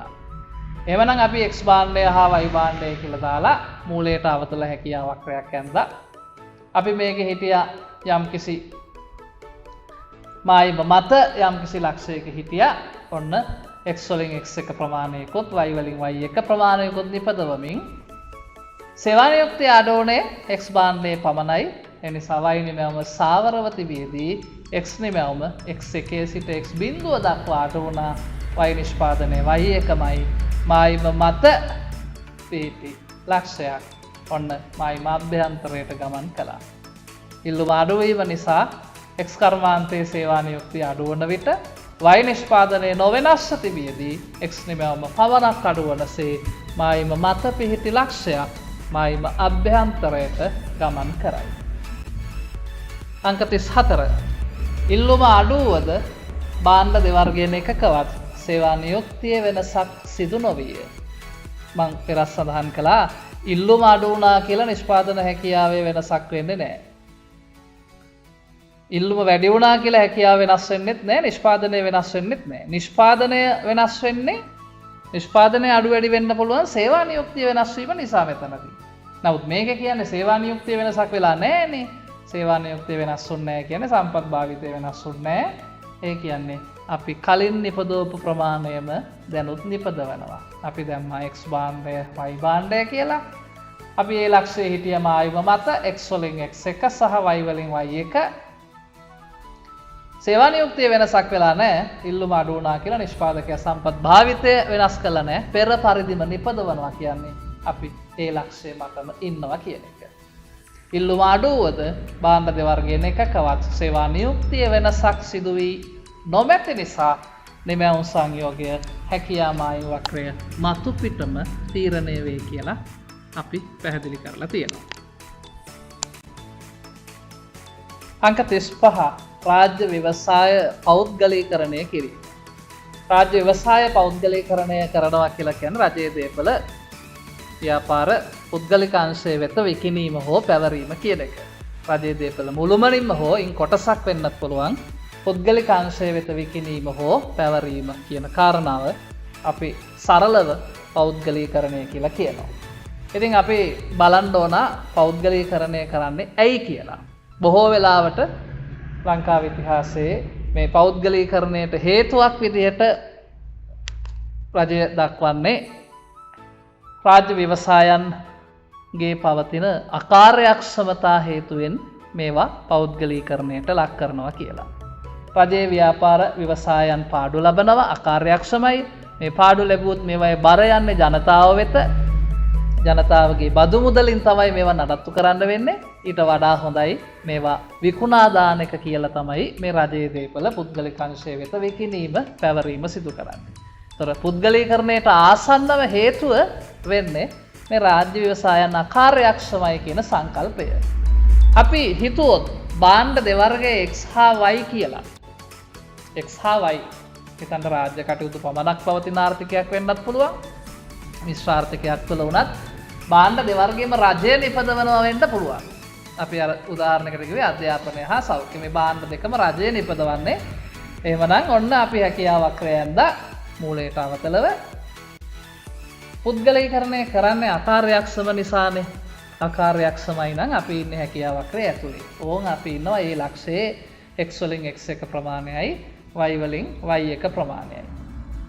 පෞද්ගලික අංශයට මේක පැවරීම හෝ විකිණීම කළාට පස්සේ පුද්ගලික අංශය යටතේ මිල යන්ත්‍රණය හරහා කාර්යක්ෂමතාවය වැඩි වෙනවා. ඒ තුලින් නිමැවුම වැඩි වෙනවා. ක්‍රමයෙන් හැකියා මායිම දෙසට හෝ මතට ගමන් කරනවා. ඒතර භාණ්ඩ දෙකම නිපදවි රාජ්‍ය අංශය. නමුත් දැන් භාණ්ඩ දෙකම පුද්ගලික අංශයට යනවා. ඒ තුලින් භාණ්ඩ දෙවර්ගයේම නිෂ්පාදනය වැඩි වෙනවා. නිෂ්පාදන හැකියාව වැඩි වෙන්නේ නැහැ. නිමැවුම වැඩි වෙනවා. ඒ අනුව x නිමැවුම x1 ඉඳලා x2 දක්වාත් y නිමැවුම y1 ඉඳලා y2 දක්වාත් වැඩි වෙනසේ මායිම අභ්‍යන්තරයේ පිහිටි ලක්ෂයක් මායිම දෙසට හෝ මතට ගමන් කරනවා. පැහැදිලි කරලා තියෙනවා x හා y යන භාණ්ඩ දෙවර්ගය රාජ්‍යාංශයේ විසින් නිපදවන ආර්ථිකයක අකාර්යක්ෂමතා හේතුවෙන් රාජ්‍ය ව්‍යවසාය පෞද්ගලීකරණය වුවහොත් හැකියා මායිම ඇතුළත පිහිටි ලක්ෂයක් භාණ්ඩ දෙවර්ගයේම නිෂ්පාදනය වැඩි වෙනසේ මායිම දෙසට හෝ මතට ගමන් කරයි කියලා. ඕකම අපිට දක්වන්න පුළුවන් මේ රාජ්‍ය ව්‍යවසාය පෞද්ගලීකරණ ක්‍රියාවලිය අපිට මේ විදිහට දක්වන්නත් පුළුවන්. භාණ්ඩ දෙවර්ගය එක් පැත්තක අපි දානවා රාජ්‍යාංශයේ භාණ්ඩ, එහෙම නැත්නම් රාජ්‍ය භාණ්ඩ, public goods, එහෙම නැත්නම් government goods. අනිත් පැත්තේ දැම්ම පෞද්ගලික භාණ්ඩ, නැත්නම් පෞද්ගලික අංශයේ භාණ්ඩ, private goods. මේ විදිහට භාණ්ඩ දෙක දාලා අපි මූලයට අවතල හැකියා වක්‍රයක් ඇඳලා අපි උපකල්පනය කළා රජයේ ව්‍යාපාර පුද්ගලීකරණය කරන්නේ අකාර්යක්ෂමතා නිසා. අකාර්යක්ෂමයි නම් අපි ඉන්නේ හැකියා වක්‍රය ඇතුළේනේ. එහෙනම් අපි ඉන්නවා ඒ ලක්ෂයේ government goods G1, private goods P1 කියලා ඇතුළේ ඉන්නවා. පෞද්ගලීකරණය වෙන්නේ රාජ්‍ය ව්‍යවසායන්නේ. රාජ්‍ය ව්‍යවසායන් පෞද්ගලීකරණය වෙනවා. රාජ්‍ය ව්‍යවසායන් පෞද්ගලීකරණය වෙද්දී මොකද වෙන්නේ? ඕම් රජයේ භාණ්ඩ ප්‍රමාණය අඩු වෙනවා. දැන් රාජ්‍ය භාණ්ඩ අඩු වෙනවනේ. රාජ්‍ය භාණ්ඩ අඩුවේ පෞද්ගලික භාණ්ඩ වැඩි වෙයි. රාජ්‍ය ව්‍යවසායන් පෞද්ගලීකරණය වෙද්දී භාණ්ඩ දෙවර්ගයේ රාජ්‍ය භාණ්ඩයි පෞද්ගලික භාණ්ඩයි කියලා අපි සඳහන් කළා නම් එතනදි වෙන්නේ ඔන්න රාජ්‍ය භාණ්ඩ දැන් අඩු වෙනවා. කලින් G1 ප්‍රමාණයක් තිබ්බනේ නේද? මේ G1 ප්‍රමාණයක් තිබිච්ච රාජ්‍ය භාණ්ඩ ටික දැන් ඔන්න G0 දක්වා අඩු වෙනවා. හැබැයි දැන් මේ පෞද්ගලික භාණ්ඩ ටික වැඩි වෙනවා. කලින් P1 ප්‍රමාණයක් තිබ්බ පෞද්ගලික භාණ්ඩ ටික දැන් P2 දක්වා වැඩි වෙනවා. ඔන්න හැකියාව වක්‍රය ඇතුලේ තියෙන ලක්ෂයක් අවශ්‍යක පිරිවැයක් දරමින් මායිම දෙසට හෝ මතට ගමන් කළා. මෙහෙම වෙන්නත් පුළුවන් දරුවනේ. රාජ්‍ය භාණ්ඩයි පෞද්ගලික භාණ්ඩයි නිපදවන ආර්ථිකයක රාජ්‍ය ව්‍යාපාර ලාභ ලබමින් ඉද්දී වුණත් විකුණන්න පුළුවන්. කාර්යක්ෂමයි කියලා කිව්වට සමහර රාජ්‍ය ආයතන පුද්ගලීකරණයට ලක් වුණා ලංකාවේ ලාභ ලබමින් සිටියේදී. ඒ කියන්නේ කාර්යක්ෂම නැහැ කියන එකනේ. එහෙනම් උපරිම කාර්යක්ෂමව තිබියදී වුණත් පුද්ගලීකරණය කරන්න පුළුවන්. උපරිම කාර්යක්ෂමව තිබියදී පුද්ගලීකරණය කළා කියලා හිතුවොත් ඔන්න අපි සිරස දැම්ම රාජ්‍ය භාණ්ඩ, තිරස දැම්ම පෞද්ගලික භාණ්ඩ, අපි හිටියම ආයිව මත තියෙන C ලක්ෂයේ government goods G2, private goods P1 කියලා අපි ඔන්න හිටියා.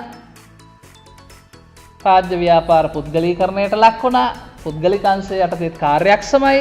හැබැයි රජයේ ව්‍යාපාර පුද්ගලික අංශයට යනකොට රාජ්‍ය භාණ්ඩ අඩු වෙනවා, පුද්ගලික භාණ්ඩ වැඩි වෙනවා.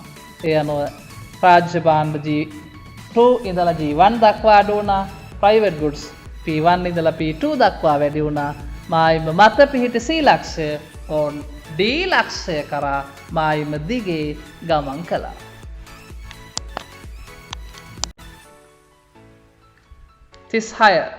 X කර්මාන්තයේ ඵලදායීතාවය 25කින්ද Y කර්මාන්තයේ ඵලදායීතාවය 50කින්ද වැඩි වෙයි. ඵලදායීතාවය වැඩි වෙද්දී නිෂ්පාදන හැකියාව වැඩි වෙනවා. හැකියාව වක්‍රය දකුණට යනවා. හැබැයි මෙතන කොන්දේශයක් තියෙනවා මේ 125 සහ 150 වශයෙන්. ඒ නිසා අපි සංඛ්‍යාත්මකව මේක නිරූපණය කරන්න ඕන. ප්‍රස්ථාරයේ මම සිරස් අක්ෂයට දැම්ම X භාණ්ඩය, තිරස් අක්ෂයට දැම්ම Y භාණ්ඩය. එහෙමනම් ඛණ්ඩාංක ලකුණු කළා සිරස 50 150, තිරස් අක්ෂයක් දැම්ම 50 150. CI යා කළා මූලයට අවතල නිෂ්පාදන හැකියාව මායිමක් ඇඳලා PPC 1 ලෙස නම් කළා. දැන් XC ඵලදායීතාවයේ 125යි වැඩි වෙන්නේ. ඒ නිසා සිරස් අක්ෂය 100 ගාව හිටියේ 125යි කියන්නේ 100ක 125 වෙනවා. තිරසේ තියෙන Y භාණ්ඩයේ ඵලදායීතාවයේ 150කින් වැඩි වෙනවා. අපි හිටියේ 100 ගාව 150කින් වැඩි වෙනවා කියන්නේ 100ට හිටපු එක 150 වෙනවා. එහෙනම් 125යි 150යි යා කළා ඔන්න PPC 2 නව හැකියාව වක්‍රය නිර්මාණය වුණා. ඒ නිසා සංඛ්‍යාත්මක වශයෙන් අපිට එවැනි දේ නිරූපණය කිරීමට සිදු වෙනවා. අංක 37 Y කර්මාන්තයේ තාක්ෂණික දියුණුවක් ඇතිවීම. තාක්ෂණය කියන්නේ සාධක ඵලදායීතාවයේ එක් තීරකයක්. තාක්ෂණයේ දියුණු වෙනකොට ඵලදායීතාවය වැඩි වෙලා හැකියාව වක්‍රය දකුණට යනවා. හැබැයි තාක්ෂණයේ දියුණු වුණේ Y කර්මාන්තයේ පමණයි. ඒ නිසා ඵලදායීතාවය වැඩි වෙන්නේ Y ගේ පමණයි. ඒ නිසා නිෂ්පාදන හැකියාව වක්‍රය දකුණට යන්නේ Y භාණ්ඩයේ දෙසින් පමණයි. Y තාක්ෂණික දියුණුවක් ඇති වූ විට Y භාණ්ඩයේ දෙසින් පමණක් නිෂ්පාදන හැකියාව වක්‍රය දකුණට විතැන් වුණා. ඔන්න PPC 1 සිට PPC 2 දක්වා. අංක 38 Y කර්මාන්තයේ තාක්ෂණික දියුණුවක් ඇති වූ නමුත් සේවා නියුක්තියේ වෙනසක් සිදු නොවිය. අපිට මේක සිද්ධි දෙකකට කඩා ගන්න පුළුවන්. එකක් Y කර්මාන්තයේ තාක්ෂණික දියුණුවක් ඇතිවීම, දෙක සේවා නියුක්තියේ වෙනසක් සිදු නොවීම කියන කාරණාව. අපි ඔන්න දන්නවා දැන් Y ගේ තාක්ෂණයේ දියුණු වුණා නම් Y දෙසින් පමණක් හැකියාව වක්‍රය දකුණට යනවා. ඔන්න XY දැම්ම මූලයට අවතලව ඇඳ PPC 1 Y දෙසින් විතරක් දකුණට ගියා PPC 2 දක්වා. සේවා නියුක්තිය වෙනසක් සිදු වුණේ නැහැ කියනවනේ. අපි හිතියේ කලින් මායිම මත පූර්ණ සේවා නියුක්තයි කියලා අපි හිතුවා. කලින් මායිම කිව්වේ PPC එක මත අපි A ලක්ෂයේ හිටියා x වලින් x එකක එකකුත් y වලින් y එකකුත් නිපදවමින්. දැන් තාක්ෂණය දියුණු වුණා y ගේ. සේවා නියුක්තිය වෙනස් වුණෙත් නෑ. එහෙනම් x කර්මාන්තයට කිසිදු බලපෑමක් නෑනේ. x නිෂ්පාදනය වැඩි වෙන්න බෑ. මොකද x ගේ තාක්ෂණය දියුණුුනෙත් නෑ. සේවා නියුක්තිය වැඩි වුණොත් නෑ. ඒ වගේම x ගේ නිමයම අඩු වෙන්නත් බෑනේ. සේවා නියුක්තිය අඩු වුණෙත් නෑ. x තාක්ෂණයේ පිරිහීමක් වුණෙත් නෑ. ඒ නිසා x නිමයවම එහෙමමයි. හැබැයි y ගේ නිමයවම y එකේ සිට y දෙක දක්වා වැඩි වෙනවා. අපි කලින් හිටියේ මායිම මත පූර්ණ සේවා නියුක්තයි. අපි දැනිත් ඉන්න ඕන මේ නව මායිම මත. දැන් මායිම PPC දෙකනේ. ඒක මත අපි ඉන්න ඕන.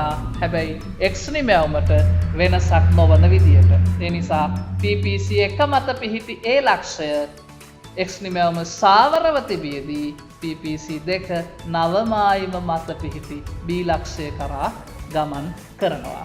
y නිමයවම වැඩි වුණා. y නිමයවම වැඩි වුණේ සේවා නියුක්තිය වෙනස් වීම නිසා නෙවෙයි, තාක්ෂණය y ගේ දියුණු වෙච්ච නිසා.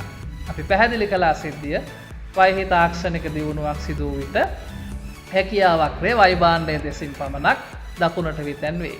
එහෙත් භාණ්ඩ දෙවර්ගයෙන් එකකවත් සේවා නියුක්තිය වෙනසක් වී නොමැති නිසා x නිෂ්පාදනය ස්ථාවරව තිබියදී PPC එක මත පිහිටි A ලක්ෂය PPC දෙක නව මායිම මත පිහිටි B ලක්ෂය කරා ගමන් කරයි කියලා. අංක 39. y කර්මාන්තයේ තාක්ෂණික දියුණුවක් ඇති වූ නමුත් සේවා වියුක්ති තත්ත්වයක් ඇති වුණා. ඔන්න දැනුත් සිද්ධි දෙකක්. එකක් y ගේ තාක්ෂණයේ දියුණු වීම, දෙක සේවා වියුක්තියක් ඇතිවීම.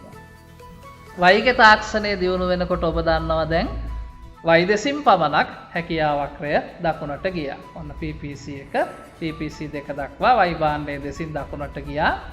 සේවා වියුක්තියක් ඇති වුණා. කාගේද? y ගේ. x ට බලපාන්න විදිහක් නැහැ. ඒ නිසා x නිෂ්පාදනය අඩු වෙන්න බෑ. x නිෂ්පාදනය වැඩි වෙන්නත් බෑ. x ගේ තාක්ෂණයේ දියුණුුනෙත් නැහැනේ. ඒ නිසා ඔන්න අපි කලින් හිටිය PPC එක මත. කලින් අපි පූර්ණ සේවා නියුක්තයි. කලින් විරකියාවක් තිබුණේ නැහැ. සේවා වියුක්තියක් තිබුණේ නැහැ. අපි කලින් හිටිය A ලක්ෂයේ PPC එක මත පිහිටි x වලින් x එක ප්‍රමාණයකුත් y වලින් y එක ප්‍රමාණයකුත්. පූර්ණ සේවා නියුක්ත නම් දැනුත් අපි ඉන්න ඕන කලින් රූප සටහනේ වගේ මායිම මතනේ. නව මායිම PPC දෙකනේ. හැබැයි විරකියාවක් සේවා වියුක්තියක් තියෙන නිසා අපිට මේ අලුත් මායිම මතට යන්න බෑ. අපි ඉන්න ඕන අලුත් මායිම ඇතුලේ තියෙන C වගේ ලක්ෂයක. හැබැයි අර x භාණ්ඩයේ නිමයවම අඩු වැඩි වෙන්න බෑ. x නිමයවම සාවරව තිබියදී y නිෂ්පාදනය පමණක් වැඩි වෙන විදිහට අපි A කියන අභ්‍යන්තරික ලක්ෂයේ ඉඳලා නව හැකියා මායිම ඇතුළත පිහිටි C ලක්ෂයට ගමන් කළා. y නිමයවම වැඩි වුණා. A සිට C දක්වා නැත්නම් y එකේ සිට y දෙක දක්වා. නමුත් උපරිමයට යන්න බැරුව ගියා විරකියාවක් තියෙන නිසා. පැහැදිලි කරලා තියෙනවා.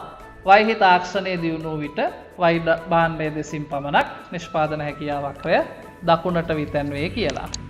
එහෙත් y සේවා වියුක්තියක් පවතින නිසාත් ඉන් x ට බලපෑමක් සිදු නොවන නිසාත් PPC එක මත පිහිටි A ලක්ෂය x නිෂ්පාදනයේ ස්ථාවරව තිබියදී PPC දෙක නව මායිම ඇතුළත පිහිටි C ලක්ෂය කරා ගමන් කරන්නාක්සේ එම තත්ත්වය නිරූපණය කෙරේ. අංක 40. x කර්මාන්තයේ තාක්ෂණික පිරිහීමක් ඇති වූ නමුත් සේවා නියුක්තිය වෙනසක් සිදු නොවිය. සිද්ධි දෙකයි. එකක් x කර්මාන්තයේ තාක්ෂණය පිරිහිලා, අනිත් එක සේවා නියුක්තිය වෙනස් වුන්නේ. අපි යන්න x භාණ්ඩය y භාණ්ඩය දාලා මූලයට අවතල හැකියාවක්‍රයක් යන්දා.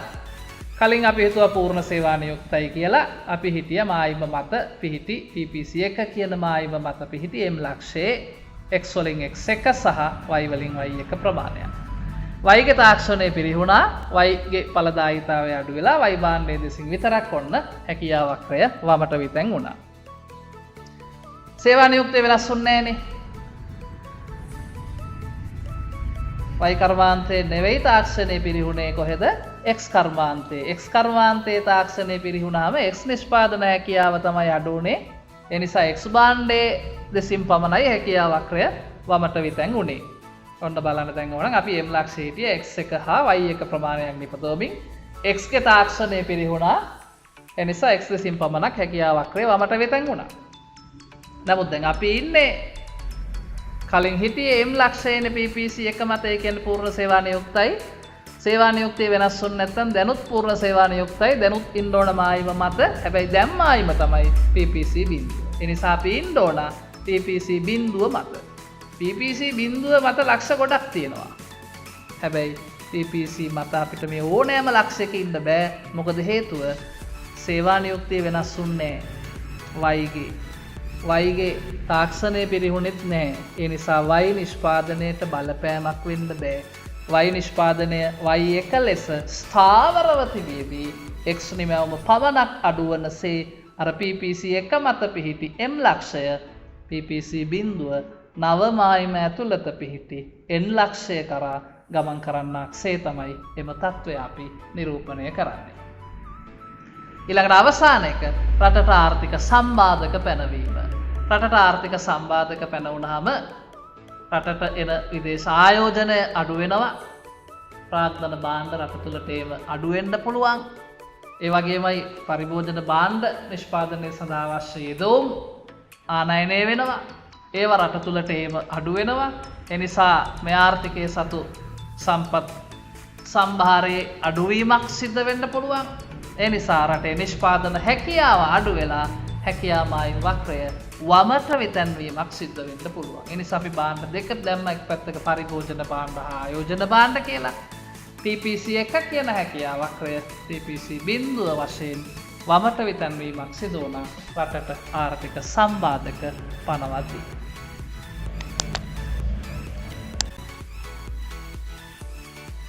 පසුගිය විභාග ප්‍රශ්න කීපයක් නිෂ්පාදන හැකියාවක් ආශ්‍රයෙන් අපි බලමු. 2005 L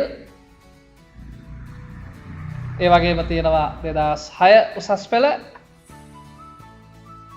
ඒ වගේම 2000 උසස් පෙළ යනාදී වශයෙන් විභාග ප්‍රශ්න කීපයක් ඇතුළත් කරලා තියෙනවා. ඒ ටිකට බලමු අපි කොහොමද නිවැරදිව පිළිතුරු සපයන්න. දැන් ඔබට හැකියාව තියෙනවා පාඩම් කරලා මේ කරපු අභ්‍යාස දිහා බලලා මේ ටික නිවැරදිව කරලා සටහන මා වෙත හැකි ඉක්මනින් ලැබෙන්න සලස්වන්න.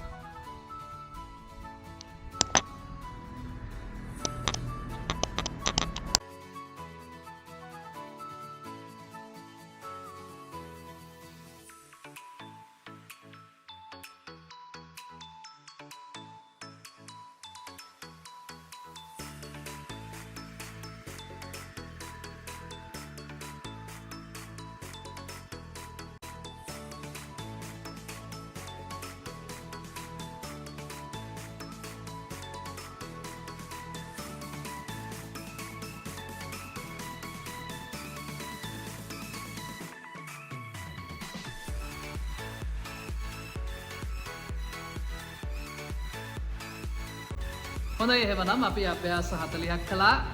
දැන් ඔබට මං හිතන්නේ පුළුවන් නිෂ්පාදන හැකියා සංකල්පය භාවිතා කරලා විවිධ ආර්ථික සංකල්ප පැහැදිලි කරන්න. ඒ වගේම පසුගිය විභාග ප්‍රශ්නවලට නිවැරදි ලෙස පිළිතුරු සපයන්න ඔබට මෙමගින් මං හිතනවා හැකියාව ලැබුණා කියලා. ඒ නිසා ඒවා පිළිතුරු සපයලා සටහන් පරීක්ෂා කරන්න එවන්න. එhmenan ගිහින් එන්නම්. ආයෙත් දවසක හම්බ වෙමු. ඔබ සියලු දෙනාටම බුදු සරණයි. ජේසුස් ක්‍රිස්තුයි.